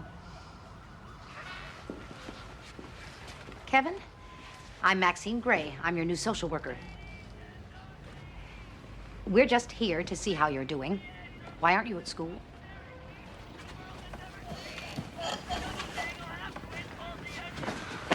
See? 3 months ago, I had a whole conversation with him in sign language. And a month ago, I got this. He refuses to sign. Why? He told me he doesn't want to look different. What about his brother? His brother never learned to sign. I got a call from Kevin's teacher. He rarely attends school, and when he does, he refuses to participate. I called your predecessor numerous times, and nothing was done about it. What are you doing here? I'm Maxine Gray, DCF. Miss Spears was concerned about Kevin and asked me to visit. We're fine, okay? Fine. We don't need you.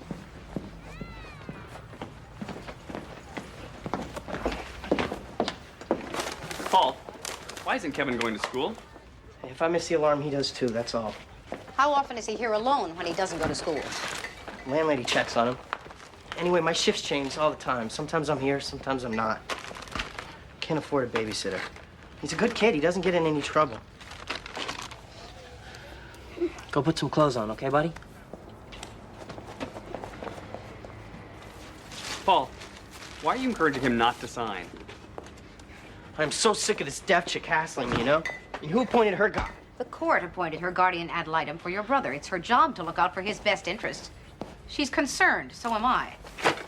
It's not against the law not to use sign language. If Kevin doesn't want to sign, why should he? You know how many times he's had the crap beaten out of him at school because the kids think he's a freak? And you people keep coming back here. Just leave us alone, okay? There are only two pieces of fiction that matter. Great Gatsby by F. Scott Fitzgerald and The Essential Roomie. You don't have to listen to anything I say, but if you want to be writers, you got to go out and buy those books. Okay. All right. So let's talk about what writing is. For how many of you has writing been a lifelong dream, or a need, an urge, or something that you'd indulge in only if you could find the time? You all signed up for the Art of Fiction class, right? Yeah. He didn't say anything about having to buy extra books in the catalog. Are we getting late tonight? My husband's taking care of the kids. I told him I'd be home by 9.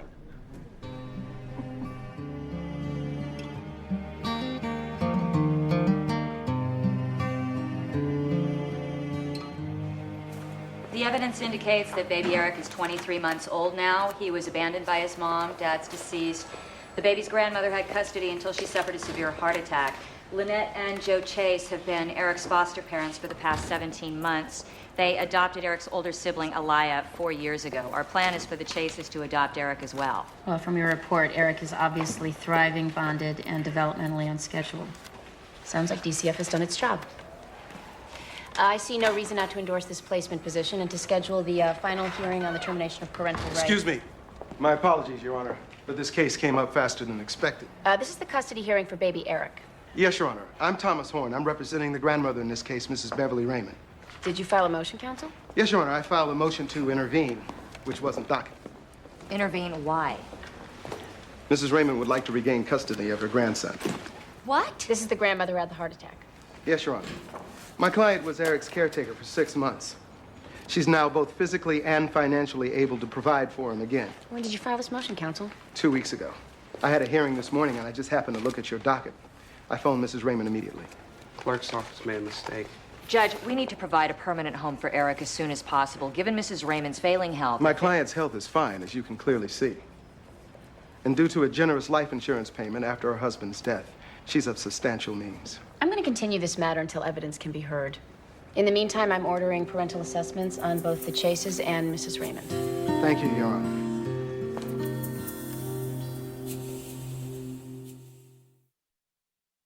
Maybe it's just that they're beginners. They haven't learned to think like writers yet. However, that is... It's an incredibly generous assessment. These people couldn't care less about writing. And I'm exactly the wrong guy to teach them. They're gonna have to find somebody else. Oh, come on. It'll get better. Yeah, this is the problem with having a real job, okay? You have absolutely no control over your life. Already I'm miserable, just like Dad was. He wasn't miserable. He was an insurance salesman. How could he not have been miserable? He left early every morning and came home mad every night. What do you call that? Working. Being a grown-up. He had a family to support. I happen to have a regular job, too. It hasn't ruined my life yet. I am not afraid of working. What I'm afraid of is settling. You're teaching writing. You're a writer. How is that settling? Those who can, do. Those who Oh, can't. Vincent, don't be stupid. This is an opportunity for you to talk about the thing that you love most in the world and get paid doing it. I think you're overthinking the whole thing. Dad could have been a doctor. He could have healed people. He could have saved lives, made a difference. Instead, he was this pathetic Willy Loman type who worked his ass off and died too young. Okay, I don't know what drama you're living in, but it's not the one that I remember. I mean, come on, look at Peter. He loves doing what Dad did, carrying on the family business. Nobody forced him. This is precisely what scares me. Maybe it's a family trait.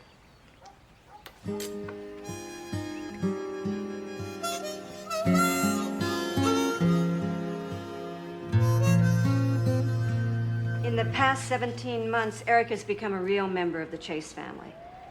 He's established a close relationship with his big sister, Alaya. He calls his foster parents Mommy and Daddy. He's seen very little of Mrs. Raymond since her heart attack when he was 6 months old. What is your assessment of his relationship with his grandmother now? He was agitated being separated from his foster parents and appeared stressed during the interaction with her. My sense is that he doesn't have a relationship with her. That's because they won't let me. Mrs. Raymond, there'll be a time for you to speak later on. Dr. Singer, isn't Eric's discomfort with Mrs. Raymond normal for any 2-year-old who hasn't spent much time with his grandmother? Yes, it is. But with more time spent together, wouldn't it be fair to expect that Eric could establish a lasting bond with his biological grandmother? Possibly. And what about the importance of the shared cultural experience between Mrs. Raymond and Eric? I mean, shouldn't that be a consideration? You mean the fact that they're both African American? Yes. And all that would go with that. I believe that what is important for a child is security, consistency, and love. And whoever can best provide that makes the best parent for a child. Shared cultural experience. Here we go. Somebody's always trying to make race an issue. Isn't it? It's not supposed to be. Not in adoption cases, not since 1995. It can't be the determining factor, but you can't ignore it. Right? What? Nothing. As in any other custody case, the decision I make will be based in the best interest of the child. You're the judge. What's that supposed to mean? It means it's none of my business. This experiment in sibling guardianship has been an abysmal failure. It's my recommendation that Kevin Dexter be removed from his brother and placed into a home where he'll be encouraged to sign. To not do so would be to blatantly disregard the best interests of this child. I'm sorry, Judge. Miss Spears and I seem to have a bit of a disagreement on this issue. Really? I feel we may be precipitous in changing custody at this point. Precipitous my ass. Excuse me, Your Honor. But I've been on this case since you appointed me 6 months ago. Miss Gray, however, didn't meet Kevin until yesterday. Maxine, I'm disappointed in DCF. I see numerous phone calls here from Kevin's teachers, counselor, doctor, regarding his care. No one appears to have followed up. I'd like to follow up now, Your Honor. I need more time. No more time. I'm sure I seem like some kind of rabid deaf activist, but I'm not. I just know what it is to be isolated. These boys lost both their parents. What additional kind of trauma do we create by separating them? What kind of trauma are we creating by keeping them together? Who does he talk to when he's sad or afraid? His own brother won't even bother to learn his language. I agree that's a problem, but does it constitute an emergency? Okay, that's Yes. enough. Looking at Kevin's file cumulatively, there's a disturbing pattern here. Missing school, doctor's appointments, a filthy living environment, lack of proper supervision. It all adds up to failure to protect. Let's get the child into a safe home for the time being. I'll schedule another hearing on it tomorrow. Thank you.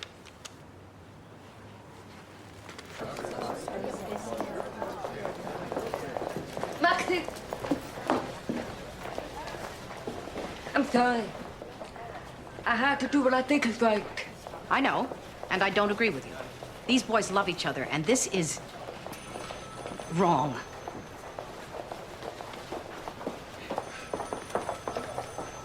An elderly woman, 64 years old, hypertensive, diabetic, had a major heart attack. Given these facts, would you say that a recurrence is likely? If Beverly continues to reverse her risk factors, I would hesitate to put her in a high-risk category. Even so, best case scenario. What's Mrs. Raymond's projected life expectancy? Is less than 10 years, correct? Just start digging the hole right now, why don't you? Your Honor, may I say something? I may not be any spring chicken, but not one of us knows how long we have to be on this earth. Mr. Newman there might step off the curb tomorrow and get hit by a bus. I get your drift, Mrs. Raymond. Dr. Bittman, anything else? Only that I see no reason why Beverly Raymond couldn't see 75, 80, or beyond. She's a tenacious woman with a lot of grit and a good sense of humor. Well, that's self-evident. Thank you.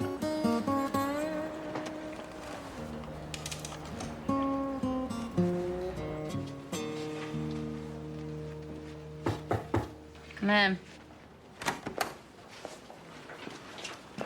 Sign these, please. You need me for anything else? No. Thank you. Bruce, is everything okay? I just want to say that Judge Gray, you're still here. I'm fine. See you tomorrow. Yep, I'm still here. Great. Is there something you wanted? I wanted to thank you again for marrying me and Oscar. Well, you're welcome, Donna.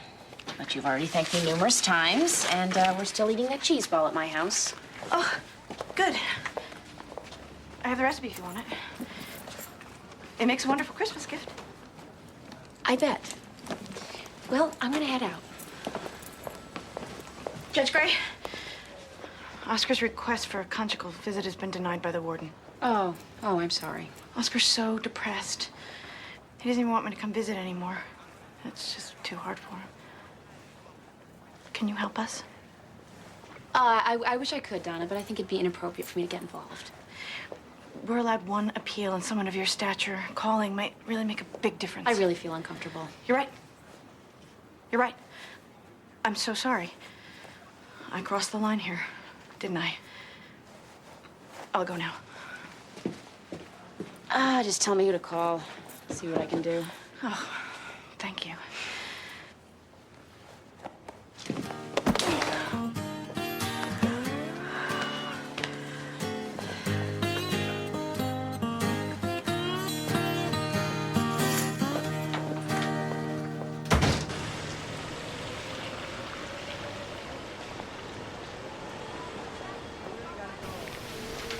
I thought you left. My battery died. I'm waiting for a cab. You need to jump? No, it happened this morning. My car's in the shop. You want to live someplace? No, thank you. I'll be all right. Bruce, it's freezing out there. Let's get in the car.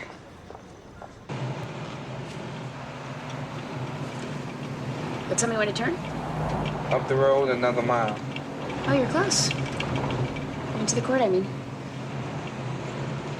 I'm just trying to make casual conversation. Don't do it for my sake. You're a barrel of laughs, honey. It's my experience that when certain things go unspoken, they fester, create misunderstanding, resentment. What are you talking about? You, this, the silent treatment. Turn right up here.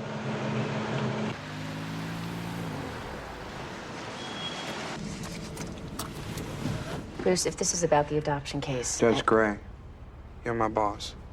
That's our relationship. Thanks for the ride.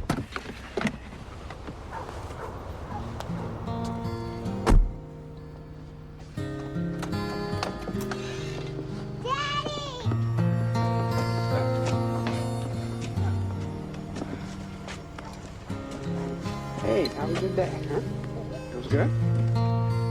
Good. You cooking? You got something to eat? I tried to get the Wexlers to mediate that divorce settlement. No go, they want you to rule. Why didn't you tell me you had a daughter? Wasn't pertinent. I talk about my daughter all the time. You know everything about me down to my shoe size, and you don't bother to tell me you're married and you have a kid? I'm not married. Oh.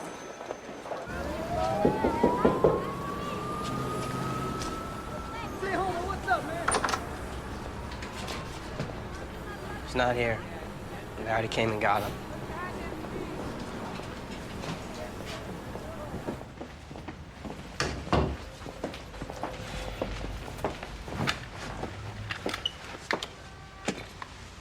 You gonna give up? You guys have been trying to get Kevin since my mom died. You've won. That's right, we did. Because you didn't even put up a fight. Eliza Spears and DCF have been after you to clean this place up and get your act together for 6 months. Must not have mattered very much to you. What do you know? I know that when your mother and Kevin were in the automobile accident, and only he survived, you never left his hospital room. You slept in a chair next to his bed for 2 weeks. He's afraid of the dark. Doesn't sound to me like someone who doesn't care. Your teacher told me that you dropped out of high school to get a full-time job to support your brother. I had it all figured out. Everything was going to be just the same as it was before my mom died. Some kind of hero then. What happened? I don't know. It's too much. A big part of DCF's job, believe it or not, was to try to help to keep families together. You were 16 years old, and your mother died. And all anybody worried about, including you, was Kevin. But you were hurting too. There just wasn't time to feel it. We let you down, Paul. All of us. You were acting so grown up. We forgot you were just a kid, too.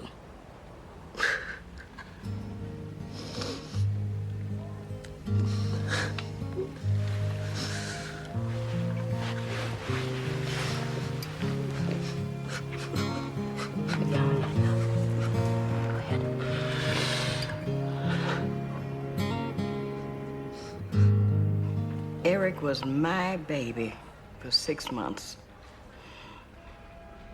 When he was hungry, I fed him. When he was tired, I rocked him to sleep. He was my little boy. My blood. He should be with me. That's his first Easter.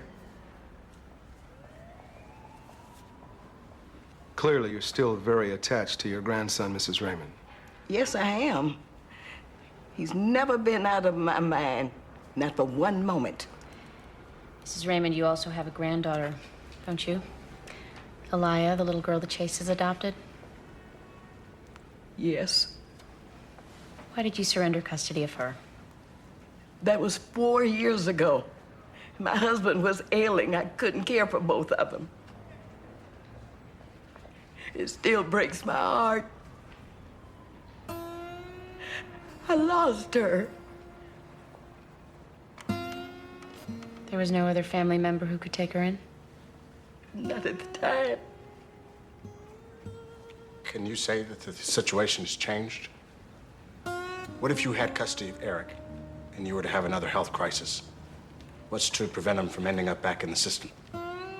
Eric would be raised in a community of people that love and understand him. And if I got sick, that community and the insurance money from the death of my husband would make sure he was well taken care of. But none of these members of the community are relatives? No. Not exactly.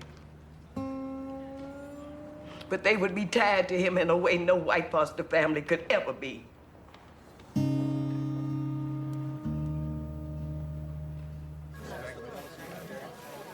You ever wonder if Dad would have been happier doing something else? Nope.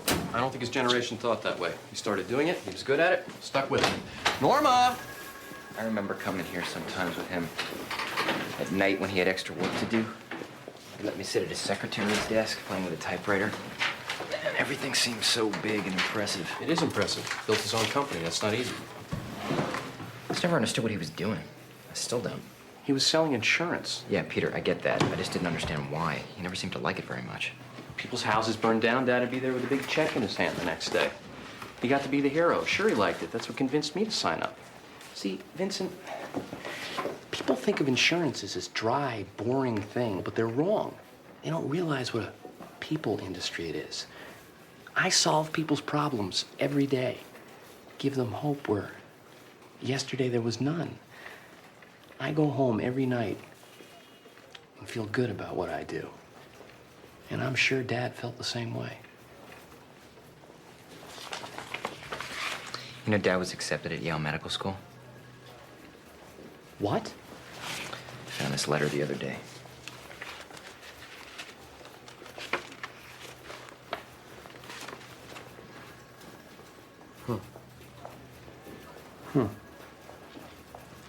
Well, thank God he resisted that impulse. What does that mean? He would have hated that. 8 years of grunt work in medical school, and unless you're a specialist, you always end up working for other people. He built this place. This was his baby. He answered to no one. You really do like this job, don't you? Yes, I do.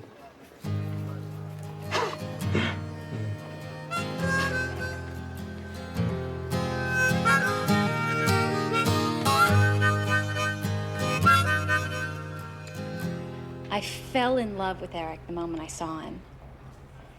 He looked so much like my Elia, same big brown eyes and same fat little toes. And the two of them, brother and sister, are crazy about each other. Joey and I feel like we have our dream now. You know, a family. And the thought of losing it. You know, Eric calls me Mommy. And he doesn't care what color my skin is. He just knows that I'm the one there in the middle of the night when he wakes up crying. Or picks him up when he falls down. Or puts a Band-Aid on his skinned knee. He's been my baby for 17 months. And to take him away from us and his sister is beyond cruel. But there are significant cultural differences. And I am aware of them. Which is why we bring our kids to a black church and why Elia goes to an ethnically diverse school and have many people of color in her life. I am aware of my limitations as a white mother, Mr. Horn. But they should have no bearing on my ability to give my children unconditional love, a stable home, a father, and a future. Warden Maloney, thanks for taking my call. Yes, I'm calling regarding one of your prisoners, Oscar Ray Pant, Jr. Yes, that's right. That's right, we met at the wedding. Right. Well, I'm calling because Oscar's wife has informed me that his petition for a conjugal visit... An extended family visit. Excuse me, an extended family visit has been denied. I'm wondering if there's anything I can do to help their case. Yes, I'm aware of his background. Hacking one's mother to death is a very serious offense. No, he didn't do it. He loved his mother very much. But from what I understand, Mr. Pant has made a serious effort to turn his life around. He has his GED, he sings with the prison gospel choir. He writes beautiful poetry. He writes poetry. He married a wonderful woman. Shouldn't that kind of effort be rewarded?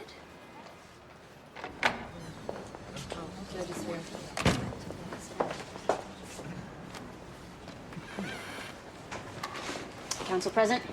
Mrs. Raymond, Mr. and Mrs. Chase. Thank you. Well, most children who come into my courtroom have no one to care about them. But this case gives us the opportunity to do something special, to allow Eric the best of two worlds. And if you all are as determined as you are sincere to do what's best for him, I see no reason not to take advantage of that. So I'm proposing a compromise. I'm granting custody to the Chase family with regular post-adoption visits for Mrs. Raymond.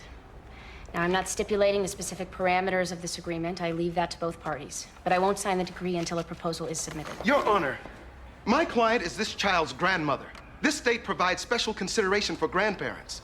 My client's rights are being violated here. Mr. Horn, decisions that protect the interests of the child always trump someone's right. This so-called compromise will create an incredible amount of confusion. Who's got final say, the Chases or Mrs. Raymond? Mr. and Mrs. Chase would remain the prime authority. And how does that allow Mrs. Raymond any kind of influence? Children need one clear set of directives, Mr. Horn. We are not splitting this child in two. I think this could be a win-win solution. Does that mean I get to see my granddaughter as well? It would seem patently unfair for one child to develop a relationship where the other one has nothing. However... Elia's already adopted. She's outside the jurisdiction of this case. Well, that may be. But given the realities of the relationship, let's hope common sense prevails. I hope you understand what I'm saying. I think Eric's going to be a lucky little boy to have so many people who love him and want to be in his life. So discuss a schedule and report back to me. You can make this work. I'll schedule the case for review in 3 weeks. Let's take a 10-minute recess. Court recess, 10 minutes.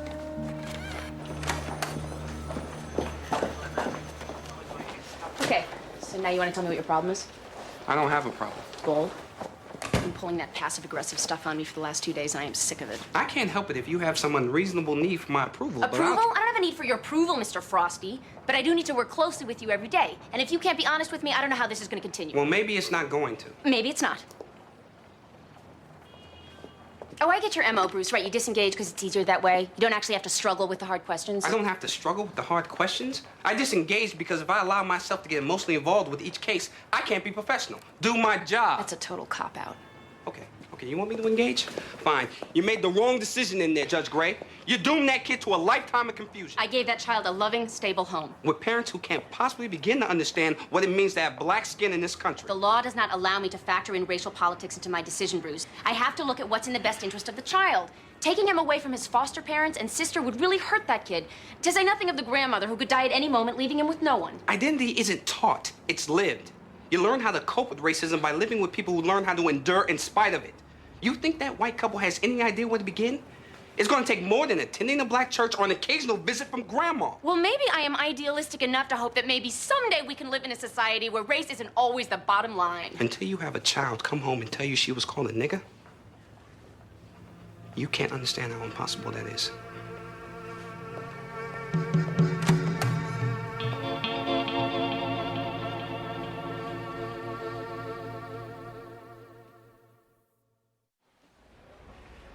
My little brother is all I have left in my family, Judge. I know I screwed up taking care of him, but I'm gonna do better now, I swear.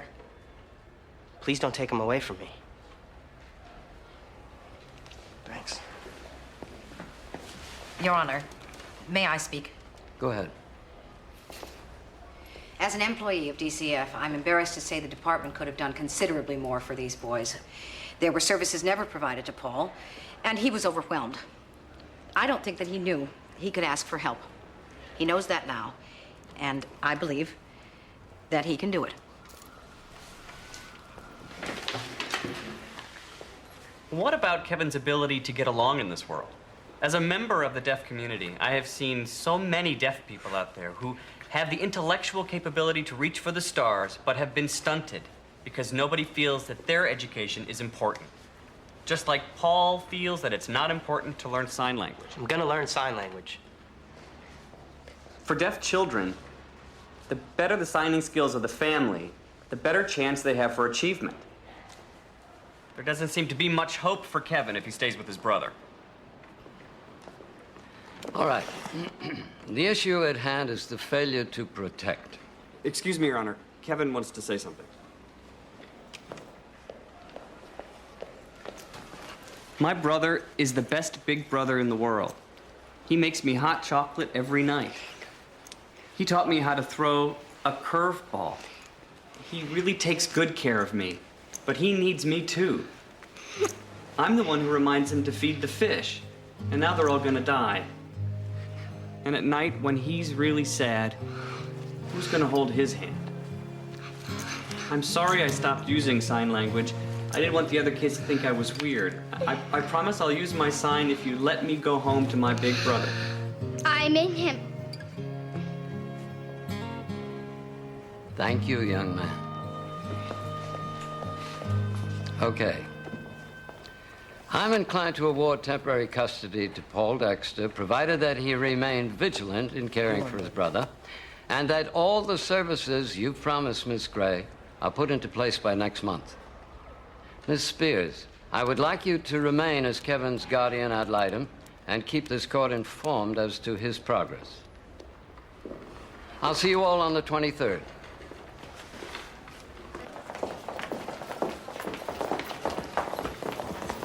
Do you want to talk about it? No. Are you angry? I'm doing my job, Maxine. Eliza, you got what you wanted. Kevin's signing again, and Paul's agreed to learn. That will be enough. What are you talking about?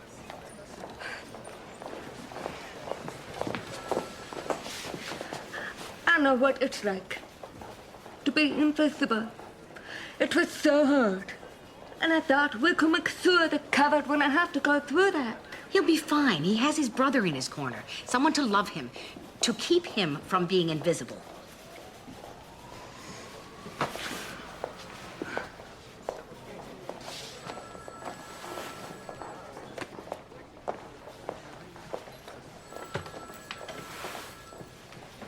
When I first met you, you were about his age. Skinny little girl. You were with that foster family out in Farmington. I hated them. I know. That's why I pulled you out of there. Yes, you did. You were a smartass, but I knew you'd be okay. You were tough. Funny and tough. I see in Kevin the same thing I saw in you. A pain in the ass.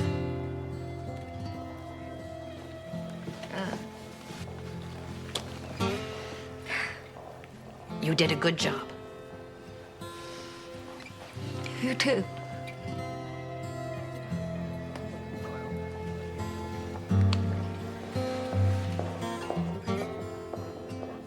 Wow. Can't believe it's really gonna happen. Thank you, Judge Gray. Well, I'm glad to be of help. He didn't say when exactly, but I I'll imagine... call the prison and find out. All right. Okay, then. Judge Gray, I was just wondering, is there a book you could possibly recommend? A book on... Sex. Oh, Donna, is this your first... Oh, that's so special. I've been saving myself for the right person. It's taken me some time. I'm just a little nervous. I want it to be memorable. Memorable. Huh? Yeah, memorable we can do. Thank you, Vincent. This door's been driving me crazy. You're so good at this stuff, I don't know where you get it. It's from Dad. Your dad? Your dad was useless when it came to the house. What was all that hammering down here? Well, he always had his little crafty projects, but I could never get him to fix anything. I have no idea who Dad was. Why'd he settle for being an insurance salesman? Your father never settled for anything. He did what he wanted. What about medical school? He got into Yale. How'd you know about that? There was a time when he thought that maybe medicine would be a good thing to do. The week he was accepted, we found out I was pregnant with Peter. So he just gave it up. His dream. No, he traded it for a different one. Your father was a pragmatist, Vincent. What he wanted more than anything in the world was a family. That was his real dream. What gave him joy. He couldn't see becoming a doctor and missing out on so much of all that. He loved his kids. When Amy was born, I thought, perfect, one boy, one girl. But your daddy wanted another one. So he finally talked me into it. What are you saying? You didn't want me? Just in the abstract. You grew on me after a while. Hey, what did Dad want me to be? Happy.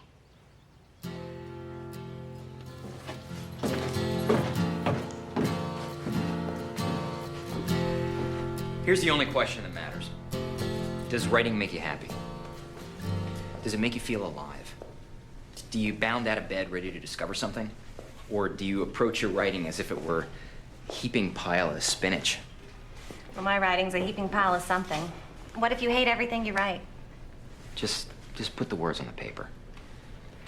Flannery O'Connor said that if you survive childhood, you got enough material to write about for the rest of your life. Everything is material, absolutely everything. From your mom, who thinks that she's fooling everybody by sneaking out of the shed to have a smoke, to your dad, who taught you that everything worth anything in life is a trade-off. It's details. You know, when you recognize yourself in the work, that's when a reader's inspired to say, yeah, that's how it is. And we realize that we're not so alone.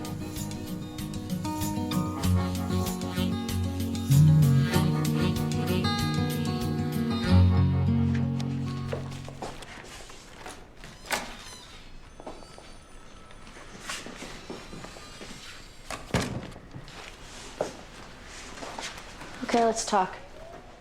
I don't like this tension. I like to think that I can get along with anyone.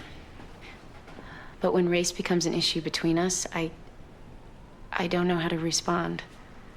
It's not an issue. It's a fact. You know what I mean? Yeah. You mean you want to be more comfortable?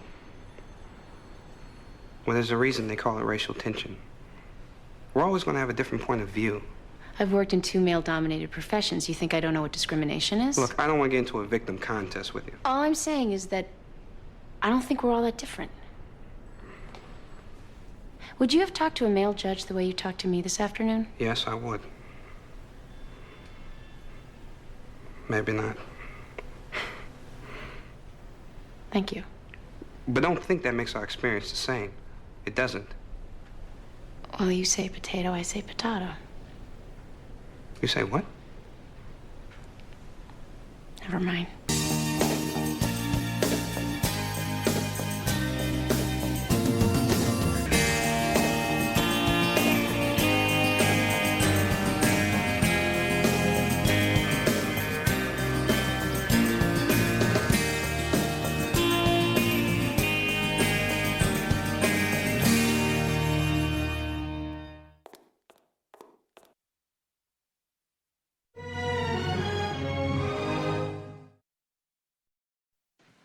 Thank you, Your Honor. Mr. and Mrs. Voce were divorced 5 months ago when Mrs. Voce was pregnant with their now infant son, Joseph. Now, according to the terms of the divorce, no major medical decisions can be made without mutual consent. Unfortunately, we have hit an impasse. Already? How old is the baby? 5 days. What's the medical emergency? Mr. Voce would like his son circumcised. Mrs. Voce is opposed. You telling me you can't work this out between the 2 of you? No, we can't. Didn't you discuss this before the baby was born? Well, from the ultrasound, the doctor said it looked like we were having a girl. There's a bit of a time constraint, Your Honor. According to Mr. Voce's religion, the child must be circumcised on the 8th day after his birth. He's not Jewish, Your Honor. He's Catholic. He converted. That doesn't matter, Sandra. My faith is very important to me. And we agreed to give our child a Jewish upbringing. Yeah, but we were talking about seders and bar mitzvahs, not mutilation. It's a very painful and unnecessary procedure. He's just a little baby. Who has custody? Oh, it's 50-50, Your Honor. But the Voces live next door to each other, so they can share responsibilities. Okay. Sandra and I had an amicable divorce. Until now. We both feel that co-parenting is very important. Yeah, I agree. Which is why I think the 2 of you should make this decision together. I want you to go home and try to work it out. We're running out of time. You think God is going to strike you dead over a piece of foreskin? The bris milah is the most sacred ritual among my people. Your people are Italian. Okay, look, you still have 3 days. I think you owe it to yourselves and to your son to spend another 24 hours working on it. I want you to go home and talk about it, and I can see you again tomorrow afternoon. I know that's cutting it a little short, but...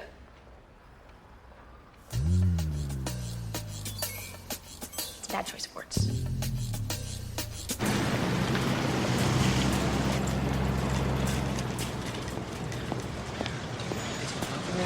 I think down the street. Down the street? Yeah. Because, I'm new in town. No, relax. Get off! Get off! I'm not just. Hey, what's going on? Hey, get your hands off.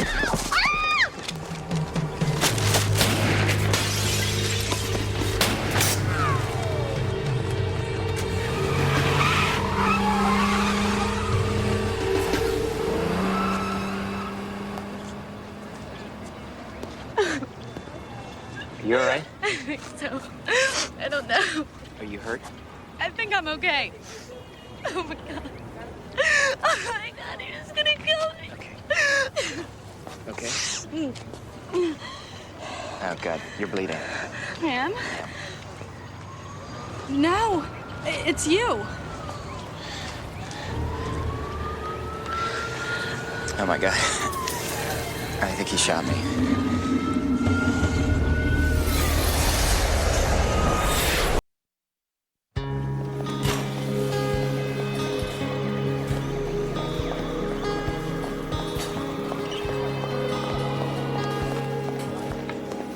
My son has been shot. His name is Vincent Gray. Tell me where he is. Just a moment. I want to know where he is now. You'll have to wait just a second. You must be insane. My son has been shot. I'm not going to wait.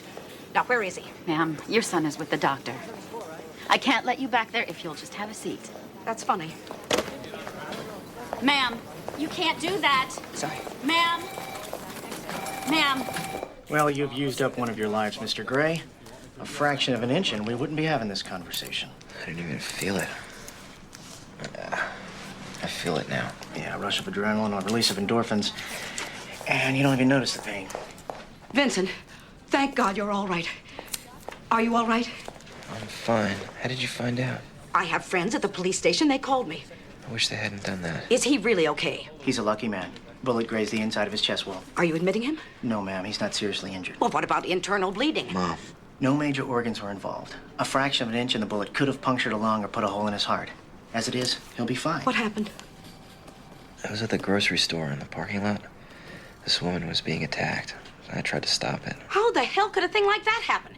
In the middle of the day at a grocery store. Mom. The crime in this city is out of control. Didn't I just pay taxes so that they could put more police on the street? Mom, calm down. Did you talk to the police? Yeah.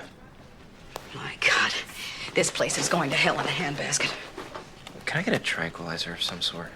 Sure, if you think you need it. It's not for me. For my mother.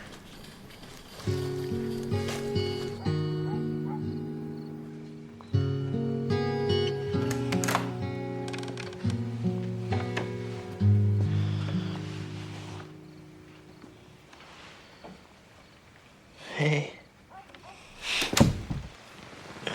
What are you doing here? I just wanted to come and thank you. You didn't need to do that. You saved my life.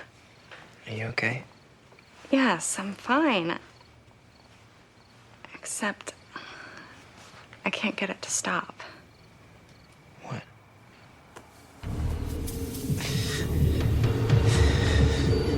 Vincent? Vincent? Vincent? It's me. I was dreaming. Yeah. So I gathered. I brought you some tea. You think you can drink it? Yeah. Mom called the courtroom. She left a message with my CSO. Vincent shot. Everything's fine. No need to come home. Oh, I wish she hadn't called. I'm fine. She, on the other hand, has a basket case. No, can you blame her? The only way I could get her to calm down was by promising to spend the night. I'm sure that was a mistake. No, it's good. You have to let us take care of you. But first I have to get mad at you. What? Vincent, you don't walk into a situation like that. If you see there's trouble, you get help. You call the police. There wasn't any time. You came this close to getting killed. But I didn't. But you could have. Amy, it happened. It's over. God, Vincent, when I think about losing you... You don't have to. I'm not gonna die, Aim. I can't get out of finishing my book that easily. You're a really sick man. You know that? Vincent, I can't believe this. Are you okay? Hey, guys. No, I'm fine. I'm alive and well. This is why people have guns. If you had a gun on you, that son of a bitch would have never been I'm able to... not gonna get a gun. Peter, guns are not the answer, believe me. Which market was it? Corner of Center and Weaver. Oh my God, I shop there all the time. Vincent, do you happen to remember the name of the officer you spoke to? No. Was it plain clothes or uniform? Mom, whatever you're thinking, stop. I have connections. It can't hurt to grease the wheels a little. Good idea. Mom, I mean it. Your brother needs to rest. Think about that gun thing.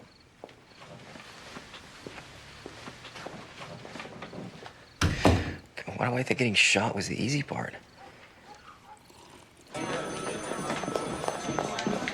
Hey. Hi.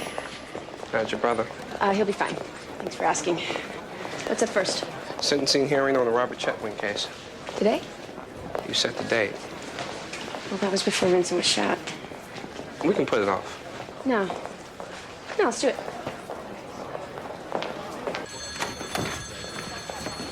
I'm late, I know. I had a personal emergency to deal with. Is everything okay? Fine, except I'm sure the Colonel is going to have some words for me. You're in luck. Susie's out sick. Thank God. I mean that in the nicest possible way. I should have figured you two weren't going to be best friends. Yes, when you talked me into coming back here, you neglected to tell me that I'd be working with the female equivalent of Genghis Khan. Oh, come on. You love being back here. Yeah. I didn't need those extra years tacked onto my life.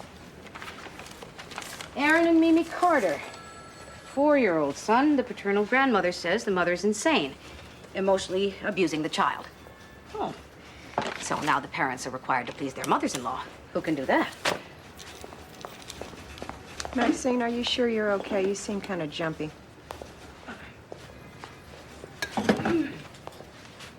My son was shot. Maxine. Vincent. He was, trying to stop a robbery. He's fine. He was very lucky.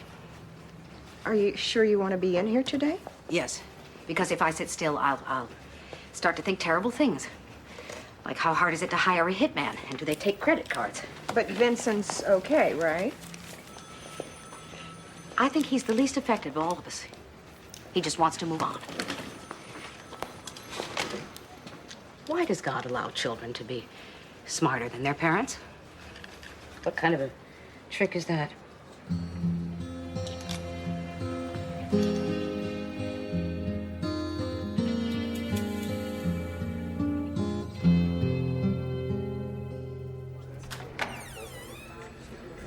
All rise for the Honorable Amy Madison Gray. Be seated. Who are all these people? Interested parties and spectators, mostly family members of the victim. The cops are heavily investigating your ruling. We're here for the sentencing hearing in the case of Robert Chetwynd. Mr. Chetwynd was found guilty of manslaughter in the death of 10-year-old Jennifer Marquardt, which occurred during a gang-related drive-by shooting. I have the sentencing memoranda of both parties. The prosecutor's recommending state prison for 10 years, and the defense is recommending commitment to DCF for 4 years. Does either side wish to present evidence? Yes, Your Honor. Yes, Your Honor. Does the prosecutor intend to offer any victim impact statements? Yes. We reserve our right to be heard in argument, Your Honor. Very well. Bring in the defendant.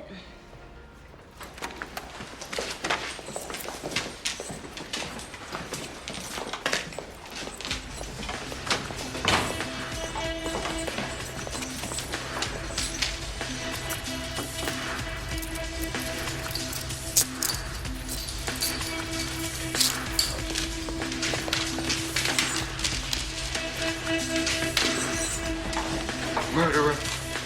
Murderer! And we are voting. Everybody, stay in your seat. Back in your seat. Please, sit down. Quiet yourself.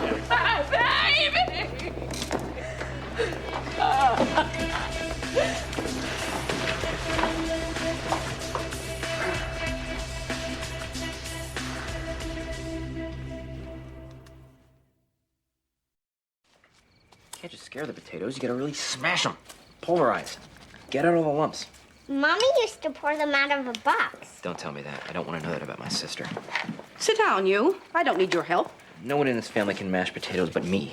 Vincent, I mean it. Mom, I've been sitting around like an invalid all day. There's nothing wrong with me. Does it hurt to get shot? No, not really. Your uncle was very lucky. The truth is, it hurts very much to get shot. Mom. You want her to grow up thinking that getting shot is like scraping your knee? Mom, you're scaring her. She should be scared of guns. And if you ask me, you're not scared enough. Something smells good. Uncle Vincent and I are smashing potatoes. She should be up. Don't you start to. How's court? It's fine. Anything interesting? Nothing I can talk about. Amy, we can't do this if you keep sticking your fingers in there. Sorry. I found out who's handling Vincent's case. Detective DeJean at the 4-2. He's a good man. I know him a little. How'd you find that out? I know people. I asked. Mom, I don't want you doing that. I thought I told you. You should call him, make sure he's following up. Why don't I just let him do his job? Because the police are snowed under with work. They let things like this slide. Tell him, Amy. They let things like this slide. Really? Cops mess up? You're just going to let this lunatic roam the streets? looking for more victims. No, after dinner, I'm gonna slip into a phone booth and turn into a superhero. Then I'm gonna go about restoring justice to the northeastern United States. And parts of Canada. No, I don't do Canada. Not enough crime. Amy, I'd like a word with you.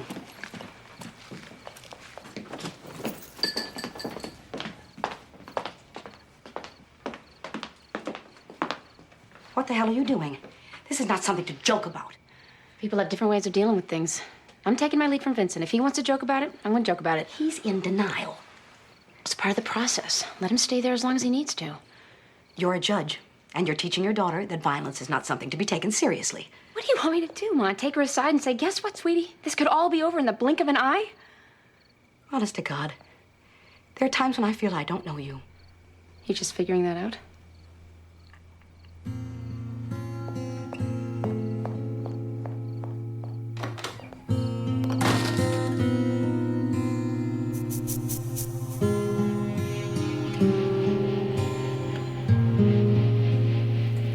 I'm sorry that you had to come out here because of this. The fact of the matter is, my mother-in-law just doesn't like me. She never has. Isn't that right, Aaron? My mother doesn't like anyone. Do you know why she thinks you are emotionally abusing your son? Because she doesn't approve of anything I do.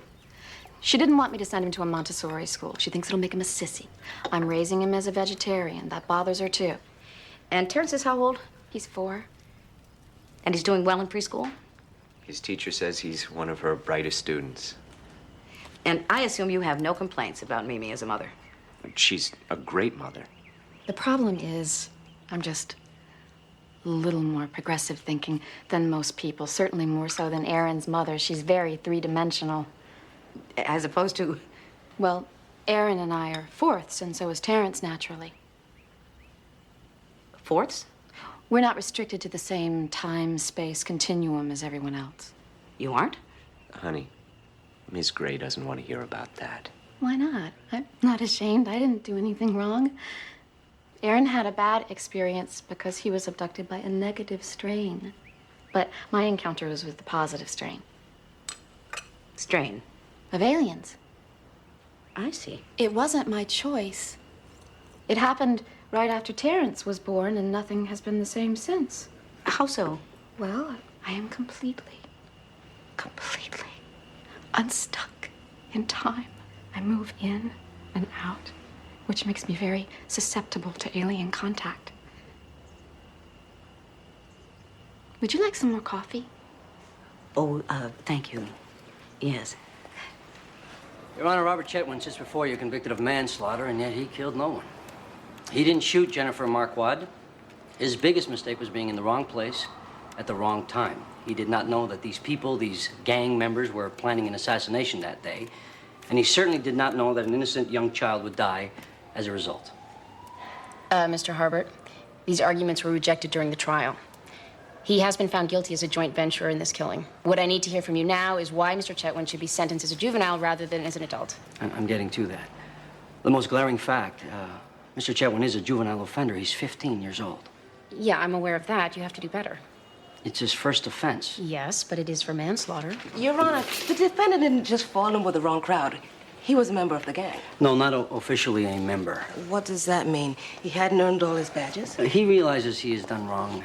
He feels remorse. He wishes he could take that moment back, but he can't. He's now throwing himself on the mercy of the court, and we beg you to consider leniency in this case. Mr. Chetwynd has spent his life in and out of foster homes. He has no family, no role models. In state training school, he has a chance to be rehabilitated. In prison, he will learn to become a hardened criminal. He already is a Mr. Marquardt, I can't begin to imagine your loss. However, if you can't control yourself, I'll have to remove you from this courtroom. Mr. Harbert, you requested funds for an independent psych evaluation. I seem to be missing the paperwork on that. Yeah, my psychologist hasn't completed his investigation. I thought you were prepared for this hearing. To be candid, I expected him to be here today. Did you summons him? No, ma'am.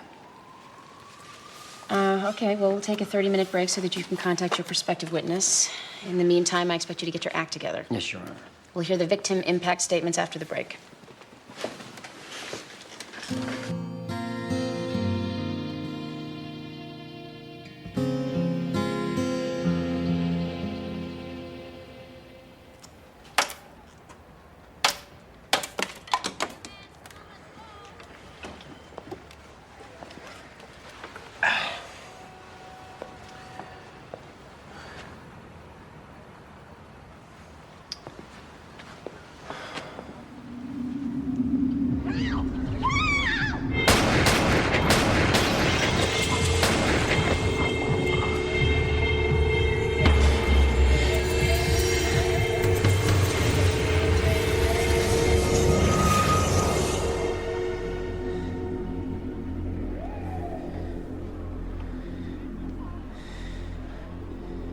should have ordered more of these. This is Jennifer's school picture. She was 10 years old when it was taken, 2 months before she died. Jennifer was a smart, happy girl. She played the piano, and she was gifted too. Her teacher told me that she had never seen any girl of Jennifer's age with that much natural talent. She was learning to play the violin. Her father and I had hopes that she would have a career as a musician. She wanted that too. She used to say, "Mommy, I just want to play music forever because it makes people happy." I almost told her not to go outside that day. I wanted her to help me cook dinner, but I thought, she's young, let her play. So I let her go.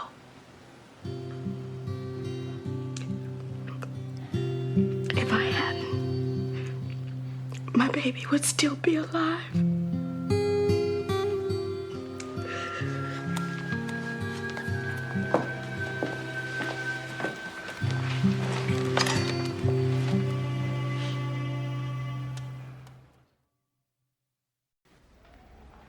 I take it the two of you could not reach a decision. No, we couldn't, Your Honor. We talked about it. We prayed about it. He prayed about it. Obviously, Your Honor, these two people simply cannot get past this, and given Mr. Voce's strong religious beliefs... In all fairness, he's only had these strong beliefs for less than a year. I don't see what that has to do with anything. Your Honor, the clock is ticking. Mr. and Mrs. Voce, this is not the kind of decision you want a judge to make. It's very personal. It's up to the two of you as his parents to decide your son's medical care and the beliefs with which he is raised. I'm tempted to send you home again, but I understand the time pressure involved. Since, according to the terms of your divorce, you did agree to raise your child in the Jewish faith, I have to find for the respondent. No! You're mutilating my son. Mrs. Voce, it's a standard medical procedure. It's done all the time. But I can't stand to see him go through that kind of trauma. I understand the procedure is short and relatively painless. Painless for you, maybe. It's barbaric. It's brutal. It's child abuse. Mrs. Voce, I deal with people all the time whose children have been abused. Broken limbs, dislocated shoulders, cigarette burns. I deal with people whose children have been killed by stray bullets. I strongly advise you to put things into perspective here. Go home. Court is adjourned.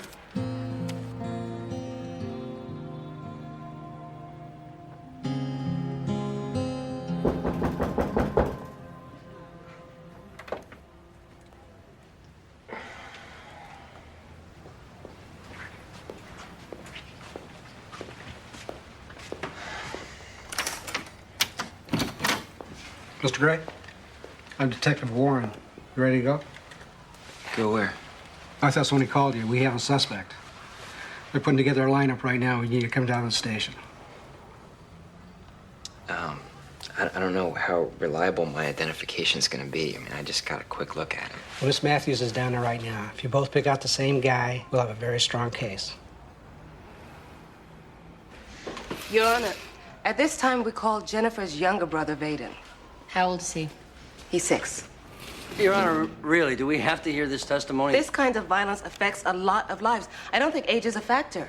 His loss is as profound as anyone's. We've already heard from the child's piano teacher, her Girl Scout leader, and her aunts and uncles. I think the impact of Jennifer's death has been well established. Well, in the case of a child this age, I would have preferred a letter. But I will allow it.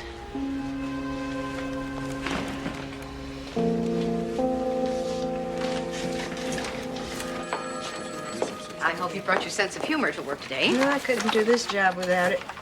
Mr. and Mrs. Carter are a perfectly average couple raising what appears to be a healthy, bright child. The only problem here is that Mrs. Carter was recently abducted by aliens. Aliens? Fortunately, they were a positive strain. So it wasn't a bad experience. But now, their child has been selected to speak to the orb, which, as far as I can tell, is a large, glowing extraterrestrial egg somewhere in Arizona. What? You have a problem with that? The scary thing is, nothing we can do about this. There's no law against raising your child among aliens. There's always something you can do. You just have to be creative. I had a call from a Detective Dijon today. He's investigating your son's case, and he said that you were using your position here to speed the process along. I take it he's not happy. He wanted to speak to Susie. I ran interference. Maxine, sometimes you get a little too creative. Any mother would have done the same thing. The average mother does not have your connections.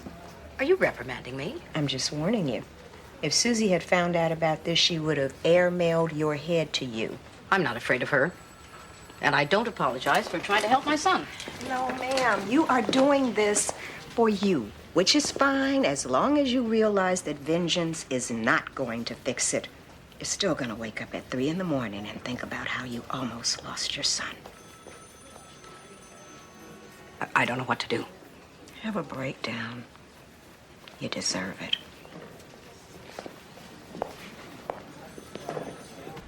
Jennifer was my big sister. She used to play with me. She took care of me sometimes, too. When my mom was late, she put me to bed. She helped me with my homework. I don't know who's gonna do that now. I miss my sister.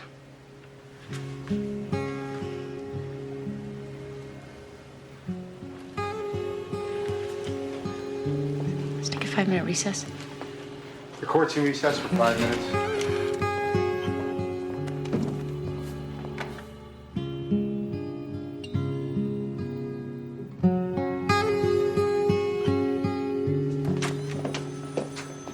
I'm sick of it, Bruce. I'm tired of the excuses. He didn't have a family. He didn't have structure. He didn't have role models. Well, it's all about what he didn't have. Well, that little boy, he does not have his sister. And that woman does not have her daughter. You want to talk about loss? You want to recuse yourself? No, just because I'm in there wanting to rip the guy's head off doesn't mean I can't be impartial. There's nothing wrong with taking yourself off this case. Yeah, right. And the rap is that Judge Gray is too emotional for the job. You can't worry about what people say. Yes, I can. I have to. Your brother was nearly killed. It's a valid excuse. Oh, so now I'm in the league of people who make excuses for their behavior. Well, somebody has to be responsible. Besides, I'm not biased. I'm responding to evidence. That's what judges do. They listen to evidence and they respond. You haven't heard from the defense yet. Maybe that's the problem. Yeah. Yeah.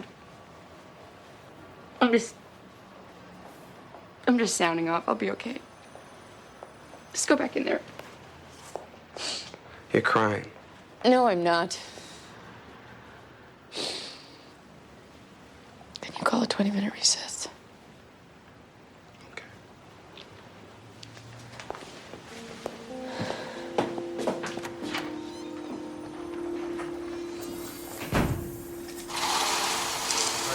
Said he was going to take care of us.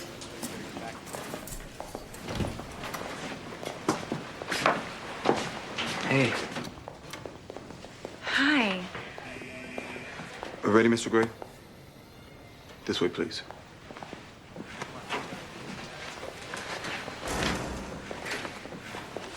Miss Baxter, you have concluded your victim impact statements, Yes, Your Honor, we have.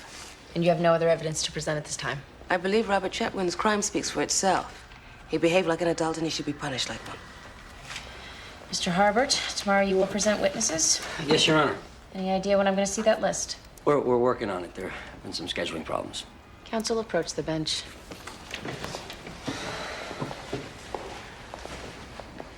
Mr. Harbert, what's really going on?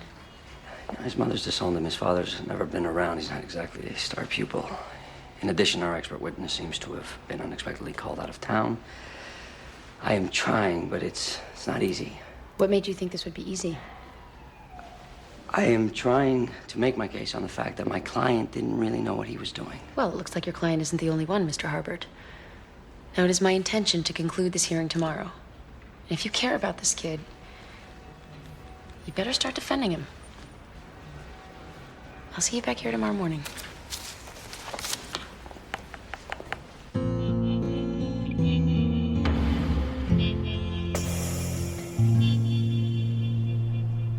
Number 2.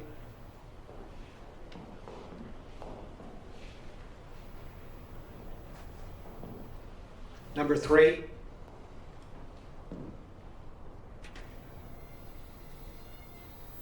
Number 4.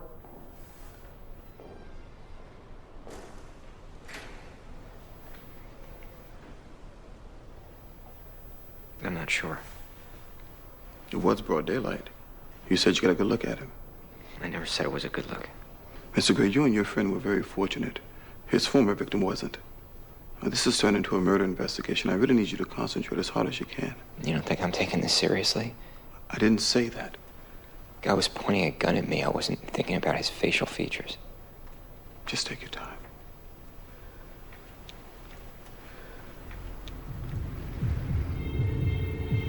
Hey, what's going on?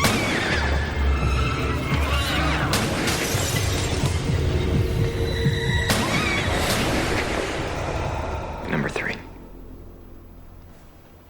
I think that's him. You think? Yeah, that's him. Good. We've got 14 cases this morning. Right for lunch, then we hear from the defense in the Chetwynd case. This lawyer managed to scare up some witnesses. One, Just one? Robert Chetwynd. He's speaking on his own behalf? Well, that's insane. A decent lawyer could have come up with somebody, anybody. Happens all the time. All rise for the Honorable Amy Madison Gray. They're back? Ever have one of those dreams that wouldn't end? Yeah, I think I'm having it now. Be seated. Counsel, tell me we are not still arguing the circumcision issue. No, Your Honor, it's a different issue. What? Mrs. Voci has stopped nursing her child. Mr. Voci feels that this will have a serious effect on his son's mental and physical well-being. Mrs. Voci stopped breastfeeding because she was experiencing grave difficulties. Her nipples are cracked and bleeding, and she got an infection. Well, that's really more than I want to know. Mr. Voci does not have the right to force her to continue with this. It's a privacy issue. According to the terms of their divorce, both parents must agree on any decision about the child's physical health. Plenty of babies thrive on formula. I wasn't breastfed. Well, you're not the issue here. Whoa, whoa, whoa, whoa. I want to stop this in its tracks. I have spent more than enough time dealing with this penis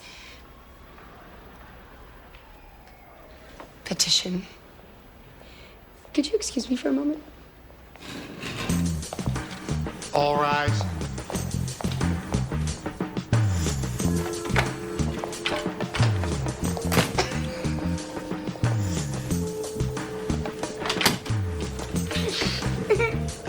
You all right? Bruce, could you just make them go away? Done.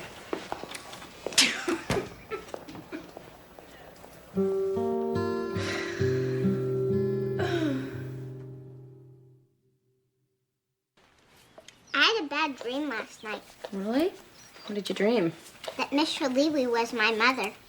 Wow, that is scary. And she was trying to shoot me.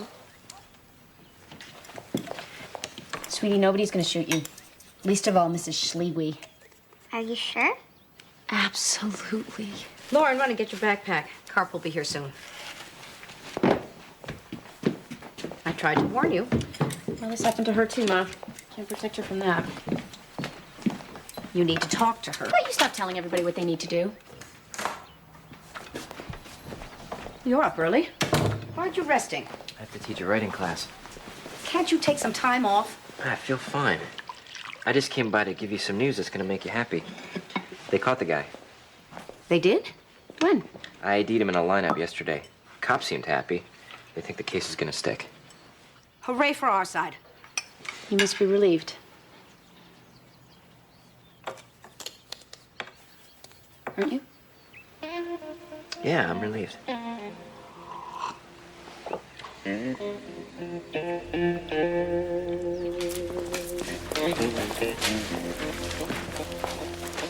Mr. Chetwynd, you realized you were still under oath. Mr. Chetwynd, tell us a little about what your early childhood was like. I'm the youngest of 6 kids. My dad was never around. My mom couldn't deal with it, so that's why she sent us away. Sent you where? I lived in some foster homes. The record says you've lived in 6 different homes altogether. Is that correct? Yeah, something like that. The record reflects, Robert, that in 2 of those homes you endured physical and sexual abuse. Is that correct? Yeah. Tell the court what happened the night Jennifer Marquardt was killed. I was just hanging out on the street, looking for something to do. Then these guys came around, asked if I wanted to go for a ride. So, you got in the car. Why did you get in the car? I heard some talk on the street about payback. I saw Snoop's Glock. I don't know. I guess I just wanted to see what would go down. First, we just rode around for a while. Got some beer, listened to music. Then we pulled on the Market Street. There was these 2 guys standing on the corner. Someone said, "There he is." And then Snoop pulled out his gun, started shooting out the window. Happened so fast. Did you ever see Jennifer Marquardt? No. Did you pull the trigger? No, it was Snoop. Are you sorry about what happened? Yes, I am. Mr. Chetwynd, you are basically speaking for yourself. You are the defense.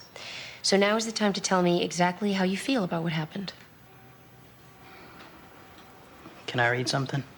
Yeah.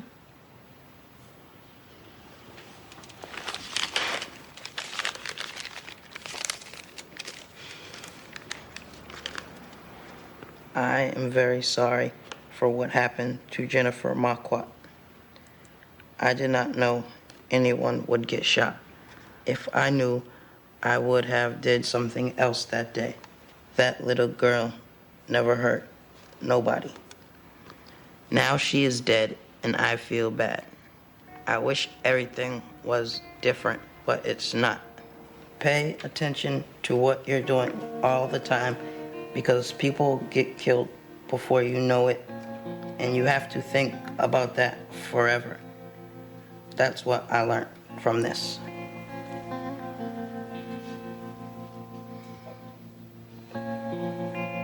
That's all I got.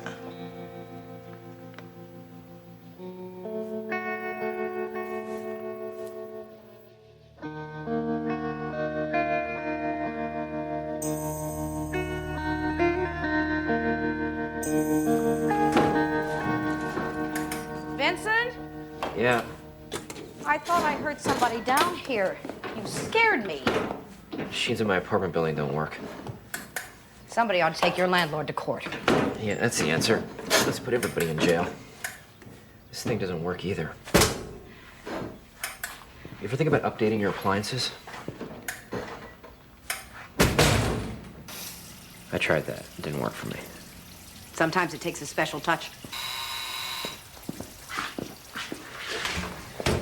Any idea when the trial will be?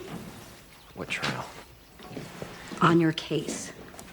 That's not my case. Lisa Matthews' case. Just a witness. A witness who was nearly killed.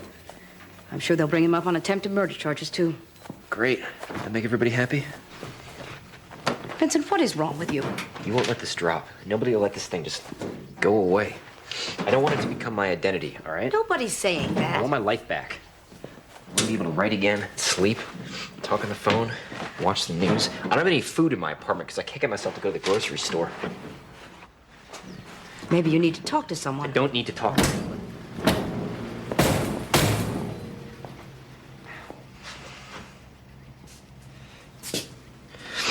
I need this to stop. I had this moment where I wanted to let him go. I just wanted to say, it's all right, never mind. You did the right thing. I don't even know what that means.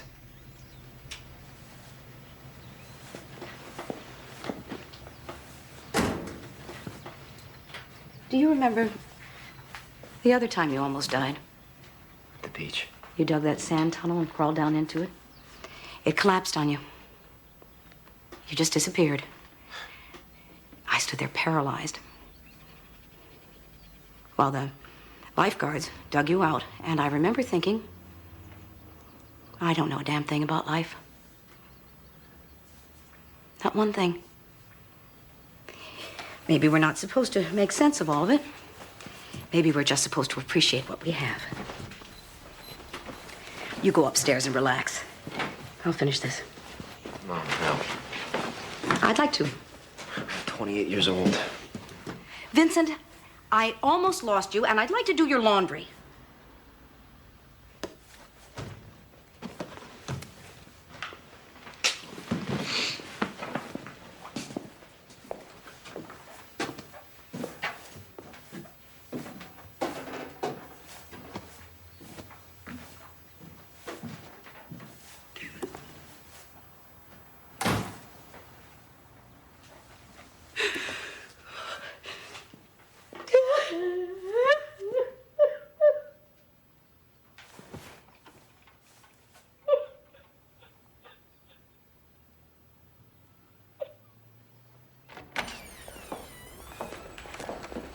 All rise. Be seated. Ladies and gentlemen, well, the effects of violence are far-reaching. As we've seen in this courtroom, countless lives are affected. A child has been lost. That loss is grieved by her family, her friends, members of her community. A young man stands to have his life completely changed by my decision. I have to tell you from my gut that it sickens me that crimes like this occur. The children are lost, almost on a whim. That these atrocities occur in the town where I was born and raised. Mr. Chetwynd's defense left a great deal to be desired. When he spoke on his own behalf, I have to admit that I was expecting to hear something more substantial. Something that demonstrated true remorse. An indication that he fully understood and took responsibility for his actions. What I heard was not very sophisticated, not very well thought out. What I heard were the words of someone whose emotional development has been greatly hindered by his circumstance. What I heard were the words of a child. No decision on my part could make up for the loss of Jennifer Marquardt. No sentence I could pass would justify it. My goal is to punish the crime while preserving some hope, if possible, that the juvenile can be rehabilitated and brought back as a productive member of society. Sending Mr. Chetwynd to adult prison decreases those odds.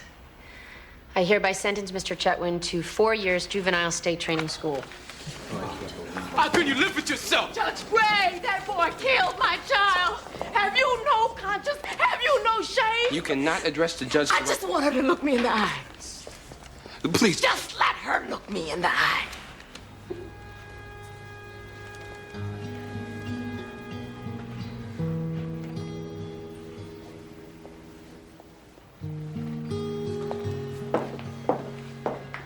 Court is adjourned.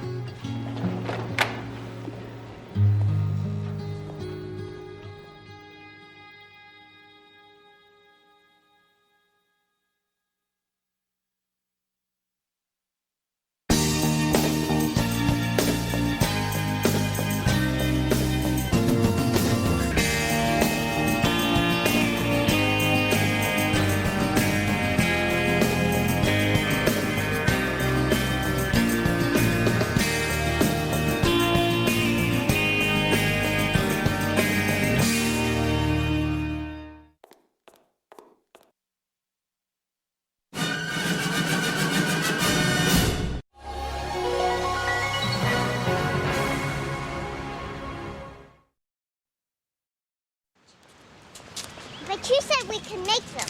I know, sweetie. I just didn't know I was going to be working last night. Oh, good. You're only 5 minutes late. I don't like the way they look. Lauren, these are the most perfect turkey cookies I have ever seen. But they've got that hard frosting stuff on top. No one's gonna like them. Sweetie, I just spent $25 on 12 cookies. I'm sorry if you don't like them, but these are the cookies you're going to take to the party. I hate Thanksgiving. Why? Why? We're going to have a great time. Everyone's going to come over, and we'll watch the parade on TV, and you know how much you like Grandma's turkey and apple pie. Cheer up. See you after school. Most of the other kids have regular parents. Well, you have regular parents. You just have them in 2 different places. Why can't Daddy come for Thanksgiving? Because we've been through this. Daddy's going to be with Grammy and Pops. They can come too. I know this is hard, but things are just gonna be a little different this year. Doesn't mean we're not gonna have fun. I promise. You want me to go in with you? No. If you put these on the food table real fast, maybe nobody will know they're yours.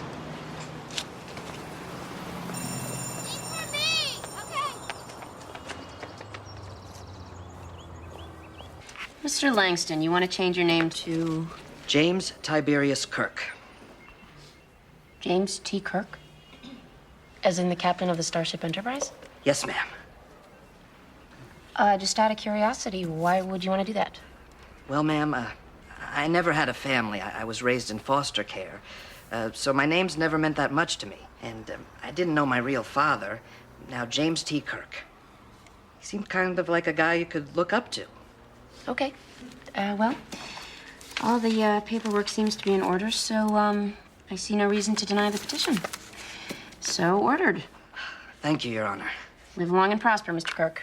Live long and prosper.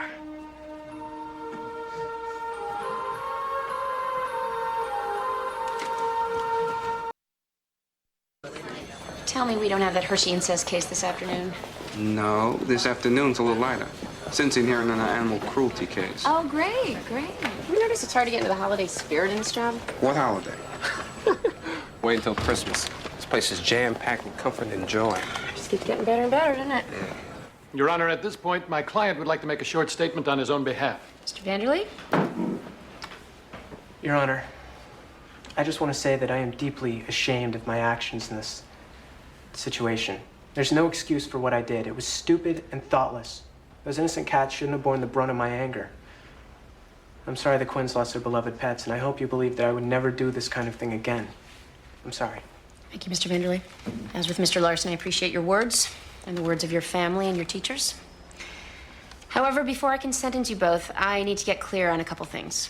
Now, we've already established that your actions, luring your neighbor's cats into your garage, beating them with baseball bats, and setting them on fire, constitutes animal cruelty. What I want to know now is the why. Mr. Larson, I beg your pardon? what were you thinking? Well, like we said, Your Honor, we were angry at the Quinns for calling the cops and wrecking our party.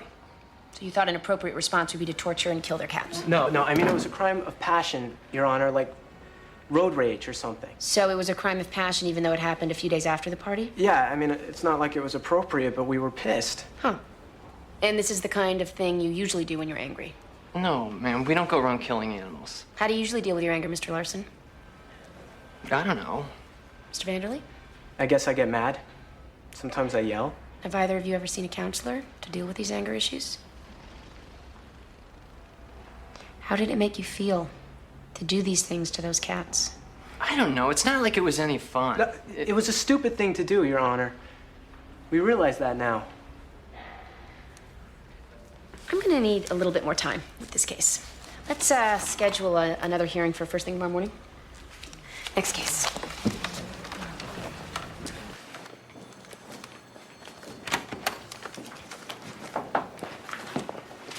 You're gonna need this? Why would I need a beeper? Oh, man, you gotta be kidding me. I'm on call for Thanksgiving weekend? Judge Holloway had to leave town on a family emergency. Yeah. Of course, it's a family emergency. When is Thanksgiving weekend not a family emergency? This is the old boys club at its ugliest. I think it has more to do with the fact that you're the new kid on the block. I think it has to do with the fact that I'm a woman and they think that they can dump this on me. What am I gonna do with Lauren? This is her first Thanksgiving away from her daddy, and her mommy has to work all weekend. Oh, I can't do that to her. You could be a little bit more sympathetic. I don't do sympathy. Of course not. See you tomorrow. Mm-hmm.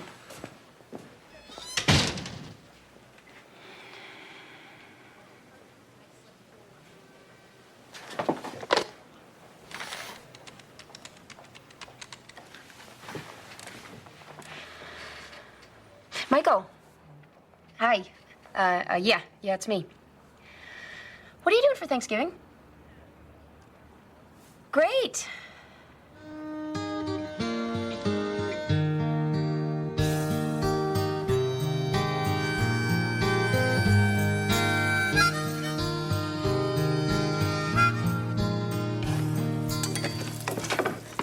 smells great.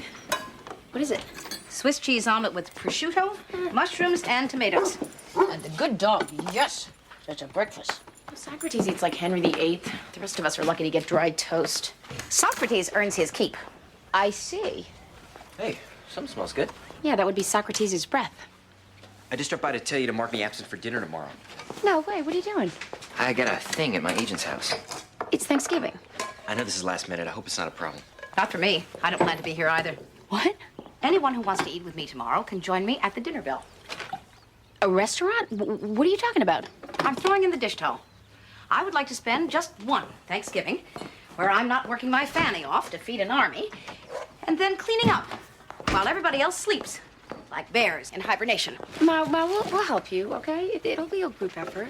Amy, after 40 years of making Thanksgiving dinners, even the word Thanksgiving makes me mad. At myself, mostly, for losing the joy and the sense of Thanksgiving. So this year, I'm going to reclaim the night. It's going to truly be about giving thanks for what we have and not about coordinating the yams and the stuffing and the asparagus souffle and the biscuits. What about Lauren? What about her? She'd come to the restaurant, too. I wanted this to be a special day for her. She needs some stability in her life, some sense of tradition. Now, Vincent's not going to be here, you're not going to cook, and I'm on emergency response. The dinner bell has a perfectly delicious menu for Thanksgiving, and you'll have the pleasure of my company for the entire meal. Look, Ma, we have to have Thanksgiving dinner at home, okay? I promised Lauren. And besides, I invited someone. Who? Michael. Michael? As in your husband, Michael? Yeah, well, it's important for Lauren. You know, she misses her dad. I can't uninvite him, so we're stuck with him. Wow. I'm sorry I'm gonna miss this. Hey, if you are so set on doing this, I guess I'll have to cook Thanksgiving dinner myself. What? You're fielding calls from the judicial police. Your estranged husband is going to be here, and you're cooking the biggest meal of the year. Maybe in your spare time, you'd like to put a new roof on the place. You know, I can do this. I can. I did it for some friends once in law school. And thanks so much for your support. I didn't support Mondale either. I can recognize a disaster when I see one coming. Mommy.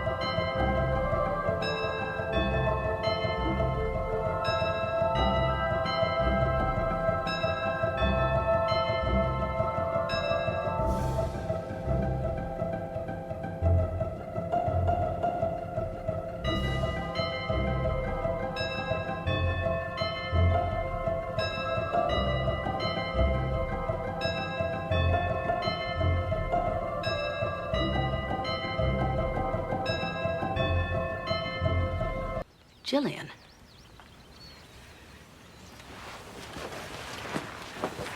What do you think?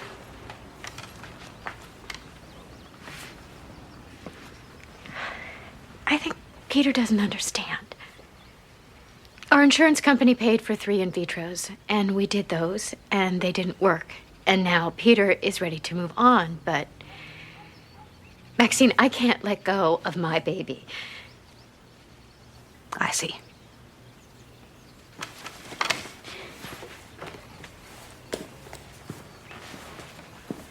What would it take to try again?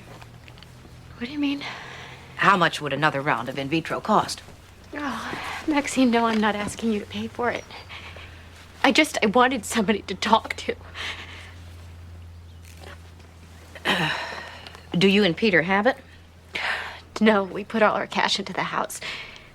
If I knew then what I know now, I would have traded that damn house for a baby any day of the week.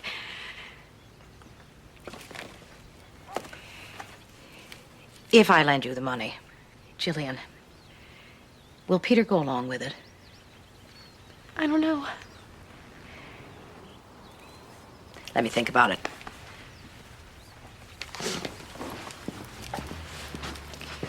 Nobody ever cuts enough kindling. Thank you. Mr. and Mrs. Snowden have been Gina's foster parents for 2 years, since she was born. Gina's birth mother, Marcia McCabe, has signed a stipulation relinquishing her parental rights. Her birth father is unknown. Our plan for Gina is that the Snowdens become her adoptive parents as soon as possible. Well, everything seems in order, Mr. Salerno. I will accept this adoption plan for Gina.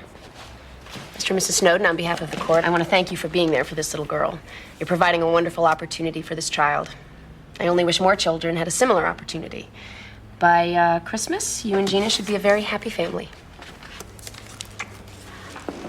Judge Gray, thank you, and DCF, and this little girl's birth mother for giving us the joy of our existence. Gina is the most important thing in our lives. Thank you. Well, you're welcome, Mr. Snowden. Have a wonderful, wonderful Thanksgiving. Okay. Now it feels more like Thanksgiving.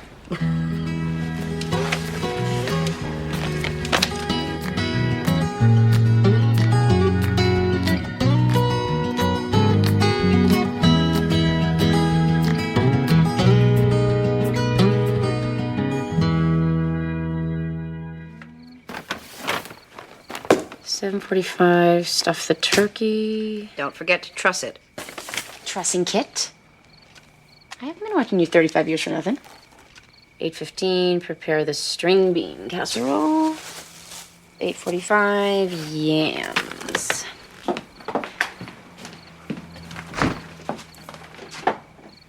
Mom, where do you keep the yams? In the yam drawer, of course. If I had any.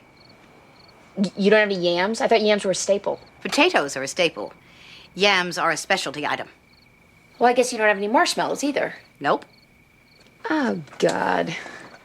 It's 9 o'clock the night before Thanksgiving. Now I gotta go back to the store to fight with every other idiot who forgot the yams. Baby, there's no rule that says you have to have yams at Thanksgiving. Yes, there is. You can't have Thanksgiving without yams and marshmallows. I can. Well, I can't. Michael. Hi. Hi. Oh, Maxine, hi. How have you been? Good. I'm glad. And I want to hear all about it tomorrow. But I was just, down in the basement. Hooking a rug.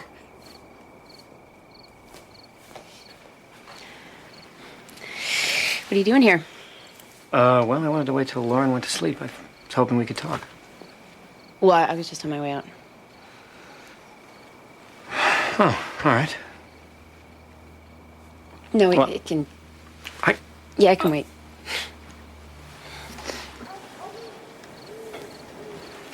She had a cold last week. Yeah, she's had a lot of colds this year. Well, she's in school. So do you miss New York? Sometimes. When I'm hungry. Yeah, New York's a good place to be around dinner time. You still go to Pete's? All the time. Pete still asks about you. Oh, God. Pete's fried eggs and hash browns at 1 a.m. That's living large. Mhm. I told him I said hi. I will. Tell him you still look great, too. Thanks. So how you doing? Really? You know, job can be kind of crazy. And Mom is... well, you know. But other than that, there's nothing wrong with me that a few weeks in Hawaii can't fix.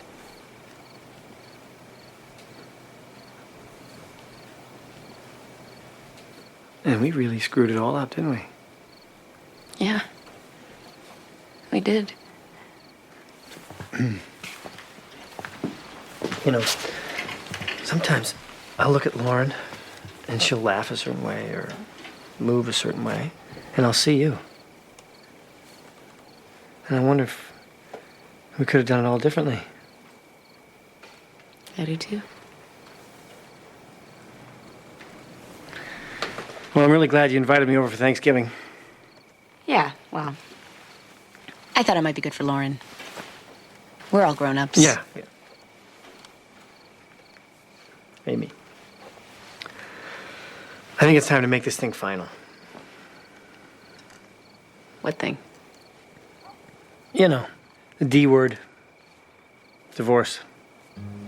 I mean, we've been separated for almost a year. You've got your own life now. You mean get lawyers and file papers and do all the legal stuff? Yeah. I think it's time. Are you and Leisha? Getting married? No. But, I suppose it's going in that direction. Oh. Well, I think you're right. You do? Yeah. Of course, we'll have to find a way to tell Lauren. Well, I'll just come right out and tell her. That's all.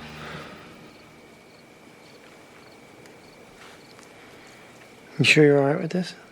Yeah, I'm fine. Really. Okay, well, I will see you tomorrow. Yeah. Yeah, I'll see you. You know, you really do look great.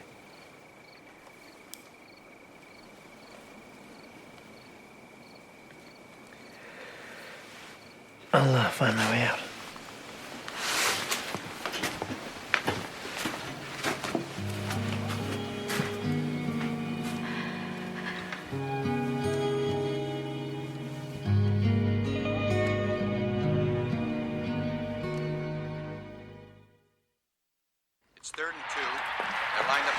Okay. Cranberries are boiling. Jillian, can you put some sugar in that, please? 3rd and 2, and you're gonna pass? You guys deserve to lose.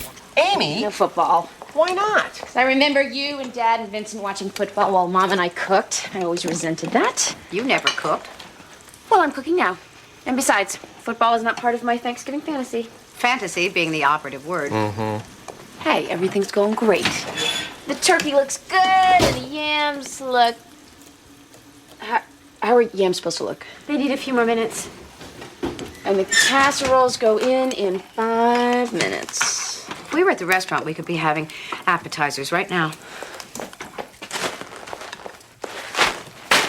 Appetizers. Not to mention cocktails. Peter, open a bottle of wine. I think this is nice. Amy, you're doing a great job. Did you have a chance to speak to Peter yet? No, but I'm not sure. I talked to my broker, and he said I've got a bond maturing in about a month. It could cover it. You asked my mother for money? No, we were just talking about it. I offered. We decided against having another procedure. You decided that. I want to try again. It's prohibitively expensive and it's not working. The doctor hasn't given up? Of course not. We're paying for his summer house. Come on. We have a lot to be thankful for. Easy to say when you have a child.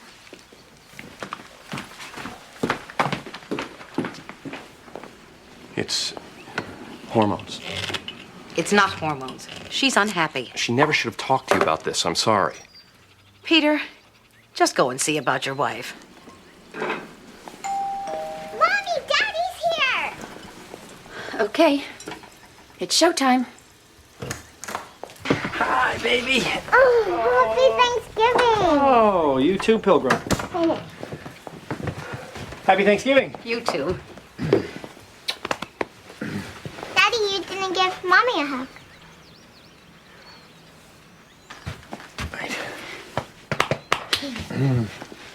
Oh, I brought wine. It's Cabernet. Oh, great. We'll drink it. Where's everybody? Peter and Jillian are upstairs, and Vincent's got a better offer. Oh, it's too bad. I was looking forward to seeing him. How's Wall Street treating you? Oh, you know, it's a love-hate relationship. This week it's love. Well, I'm going to decant this wine and let it breathe. Since when does she decant wine? Oh, this is kind of weird for her. That's because she loves me. Daddy, you want to see my room? Yeah, I certainly do. Let's go. Let's go.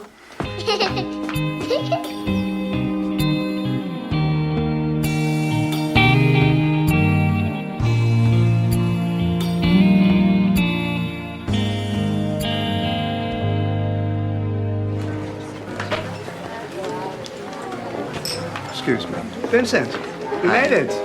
Guess the wine was unnecessary. Give it to the bartender. Somebody will drink it. So, you ready to make some connections? Yeah, sure. I'm in a great mood, by the way. I found a parking space. On the street? Where? 77th and 1st. Oh, yes. I parked there once. Guy in the tweed jacket is Lanny Ferguson at Random House. Send him your stuff on Tuesday. The lady in the pearl choker is Audrey Smith at Little Brown. She responds well to charming men. Great. I'll be sure not to spill anything on her dress. Hi, Alan. Incidentally, there are a lot of single types here tonight. You might get lucky. I think I'm gonna stick to business. And you know your former agent Hillary quite well. She's part of the ALT family, Vincent. I can't keep you two apart forever. Be a grown-up and go talk to her. If I wanted to talk to people who drive me crazy, I could have spent the day with my family. Anytime you want to give me the backstory on you two. There's no backstory. You're right. I have to be grown up. I think I'm gonna need a drink first. Good man. Do you want to see Mommy's room? Yes. She had the same room when she was a little girl. I know. You knew Mommy when she was little? No, but I've been to this house a lot. You mean when we were a family? Sweetie, we're still a family. You know, just because we don't live in the same place doesn't change that. Not all families have to look alike, right? Do you miss Mommy? Yeah, I do. Mommy doesn't have a boyfriend. Not like you and Leisha. Would you mind if she did? No. I want Mommy to be happy. Hey, Lauren. Can't believe you're showing Daddy my messy room. It usually looks a lot worse.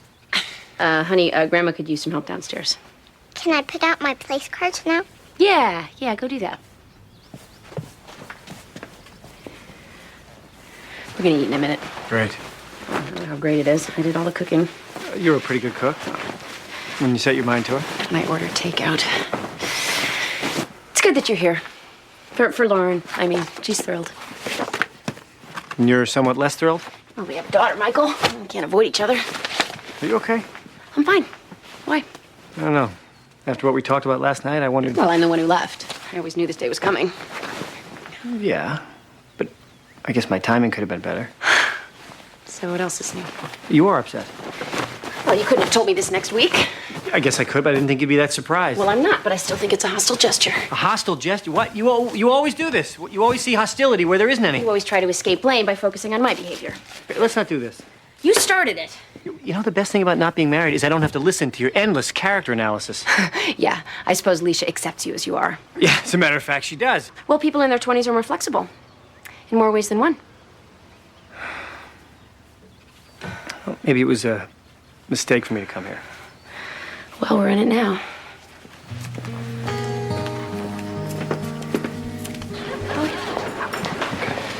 Happy Thanksgiving? Well, likewise. So, is this you making peace with the Pilgrims? I forgot to bring a dead fish. Vincent Gray, Justin Hopkins.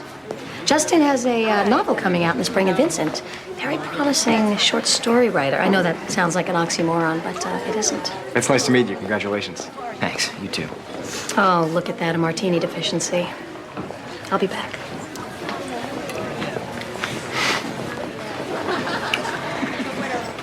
So Hillary's your agent? Yeah, I'm of the belief that one's agent should be scarier than the opponent. Well, you're with the right person. Yeah, somehow I imagined the literary intelligentsia sitting around talking about Nabokov and Thomas Pynchon. No, but I overheard a rumor that Bruce and Demi might be getting back together. Oh, thank God. Our long national nightmare may soon be over.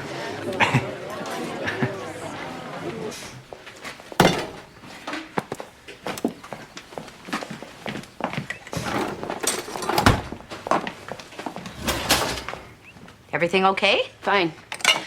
Tell Peter to come carve the turkey. Did you and Michael fight? No, we did not fight. We don't have to fight anymore. That's the beauty part. Because you seem very tense. I'm not tense. He wants a divorce.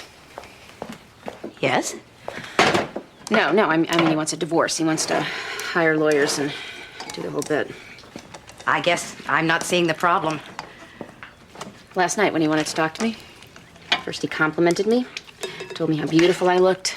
We reminisced about old times, and then he announced that he thought that we should make this official. Were you hoping to reconcile? No, of course not.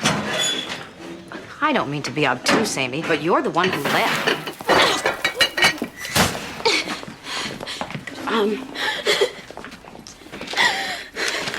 Yes, I am the one who left, and I am the one who wanted to ask for the divorce. Well, now you're being irrational. The point is, this is what he does, okay? He blindsides me, and then when I have a reaction, he thinks I'm being too emotional. He blames me. You get it? For the last 3 years of our marriage, he behaved like a bastard, and when I finally said enough, he was shocked. He got to be the victim. It's like he packed my bags, he drove me to the airport, and then he said, "Hey, where are you going?" I knew it was a bad idea to invite him here. You're not listening. No, I'm not understanding. You loved him for a lot of years. You can't just expect that to go away overnight. You thought you were ready to handle this situation, but it's still too new. Oh, it doesn't help to see you mooning all over him. You tell me how you want me to treat him, and I'll do it.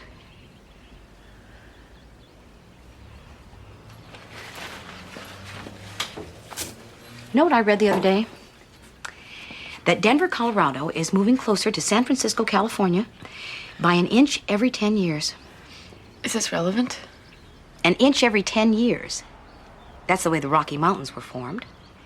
And that's the way the world changes. Not by stamping your foot to get your way. Not even by the bang of a gavel. It's by the choices that we make. You know, all the time. You do what you think is right. Every time. Slowly, the world starts to change. That's how we leave our imprint on life. An inch every 10 years. Where do you come up with this stuff? I don't know, it just pops into my head. It's a curse, really. Now what? I'll go. No, I'll go.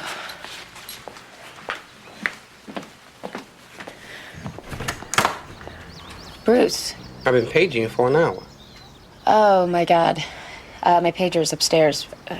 What's wrong? The Snowden adoption, all hell just broke loose. Some guy claiming to be the father of the baby showed up on the doorstep, saying he wants to take the kid home today. As in now? As in right now.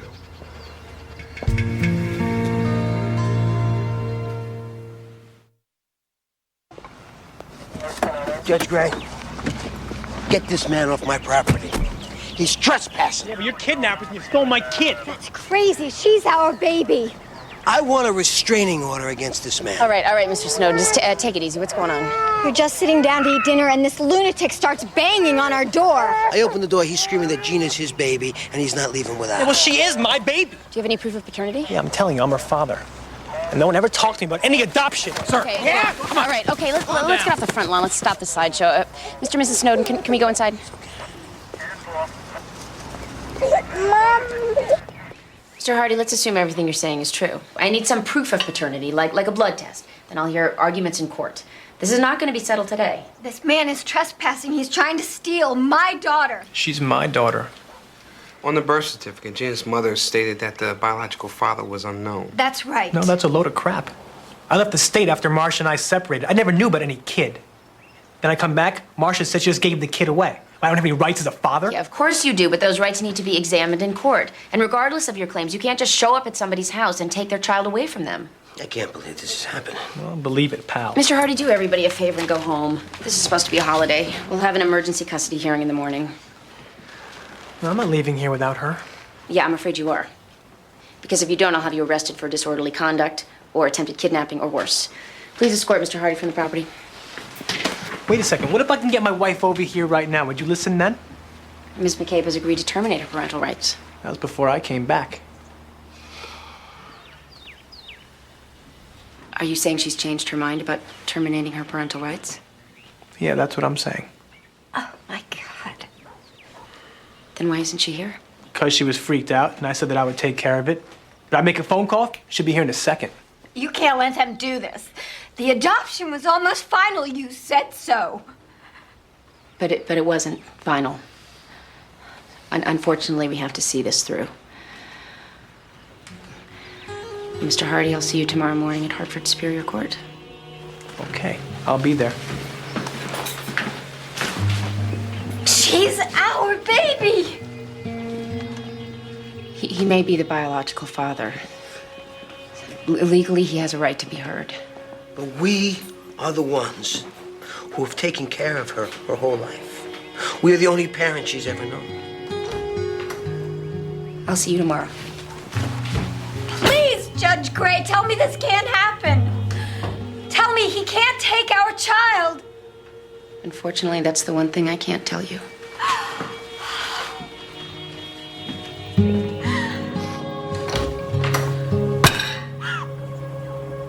So I took my car to the garage to get my transmission fixed. Turns out I left my manuscript in the back seat. So when I go to pick up the car, the guy has read half of it, and he has a few notes. Stop. No, the sad part is, I took the notes and they worked. Now I gotta thank some guy named Ramon in my acknowledgments. Give me the address. Maybe I'll get my tires rotated, run some ideas past him. Why is your agent staring at us? I guess she wants to see how her project is working out. What project is that? You and me. Wow, you don't know, do you? Know what? Well, you and I are supposed to be fixed up. We are. It's Hillary's idea. She's on a mission to find someone for me. She's a full-service agent. And I can see that you're ecstatic. No, Justin, you seem like a great guy. The only problem is I'm not gay. You're not? I gotta say, I was getting this stray vibe from you. I was trying to ignore it. Are you sure you're not in denial? Yeah, I'm sure. Well, I guess that's what we call an insurmountable problem.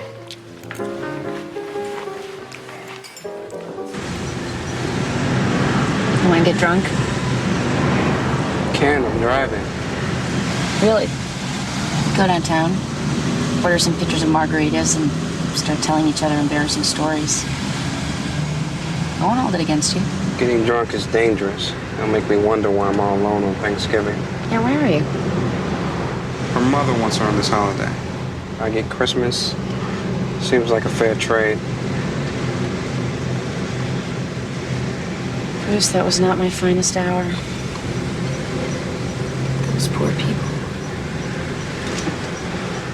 I've been doing this for a while now. See a lot of sadness in this court. Hold on to the happy moments. It's all you got to see you through. What's it about holidays that makes us expect perfection from people who can't be perfect? You talking about your family?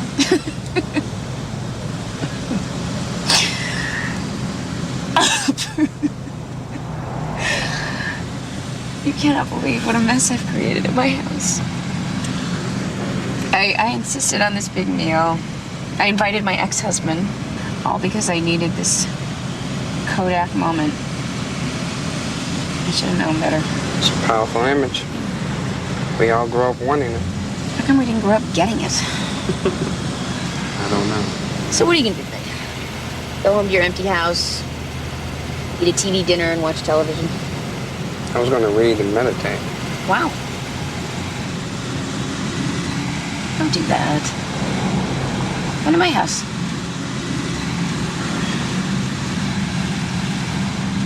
Please?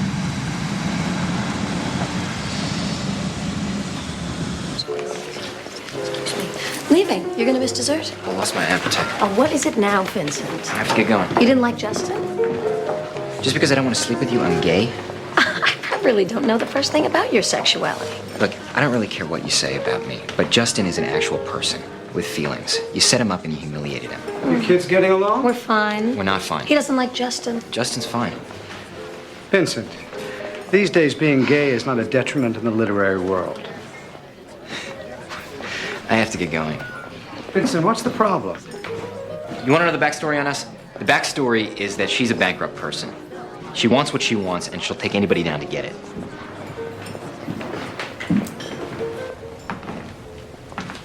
Hey. Hey. You bailing too? Yep. Thanksgiving never fails to disappoint me. You think we'd learn that eventually? You getting a cab? No, I like to take public transportation on my holiday. After that, I'm going to laundromat. Listen, I am really sorry. It's not your fault. I know that. It's Hillary's fault. She got this grudge against me. You got caught up in it. You think Scott Fitzgerald ever went through anything like this? It's just a different set of indignities. Could you believe that dinner? Did you see the turkey? I think if you're going to serve a turkey with the head still on, you should at least put a little hat on it. I forget, is that fancy cuisine or just disgusting? Listen, I know a place not too far away, very cheap. You can even get your laundry done. Come on, this holiday's depressing enough.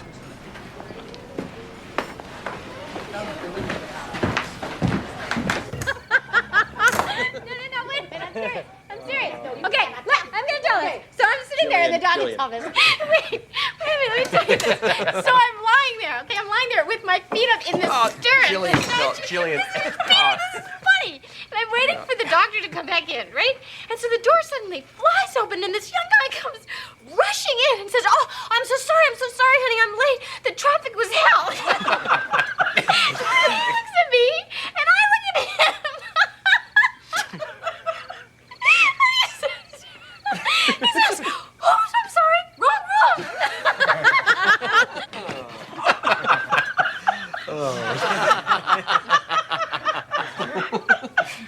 Amy, what kept you?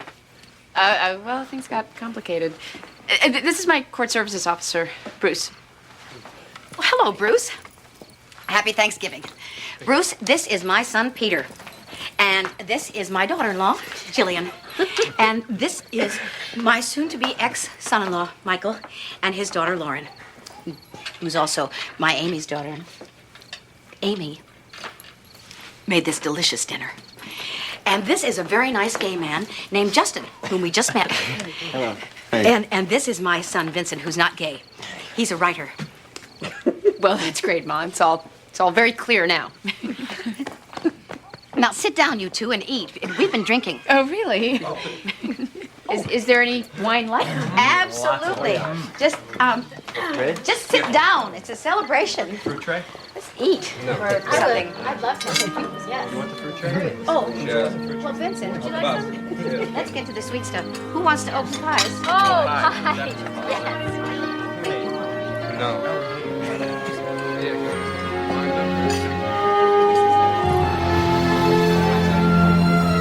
No, I would not like it. Why doesn't he have a wine box? We have an extra wine box.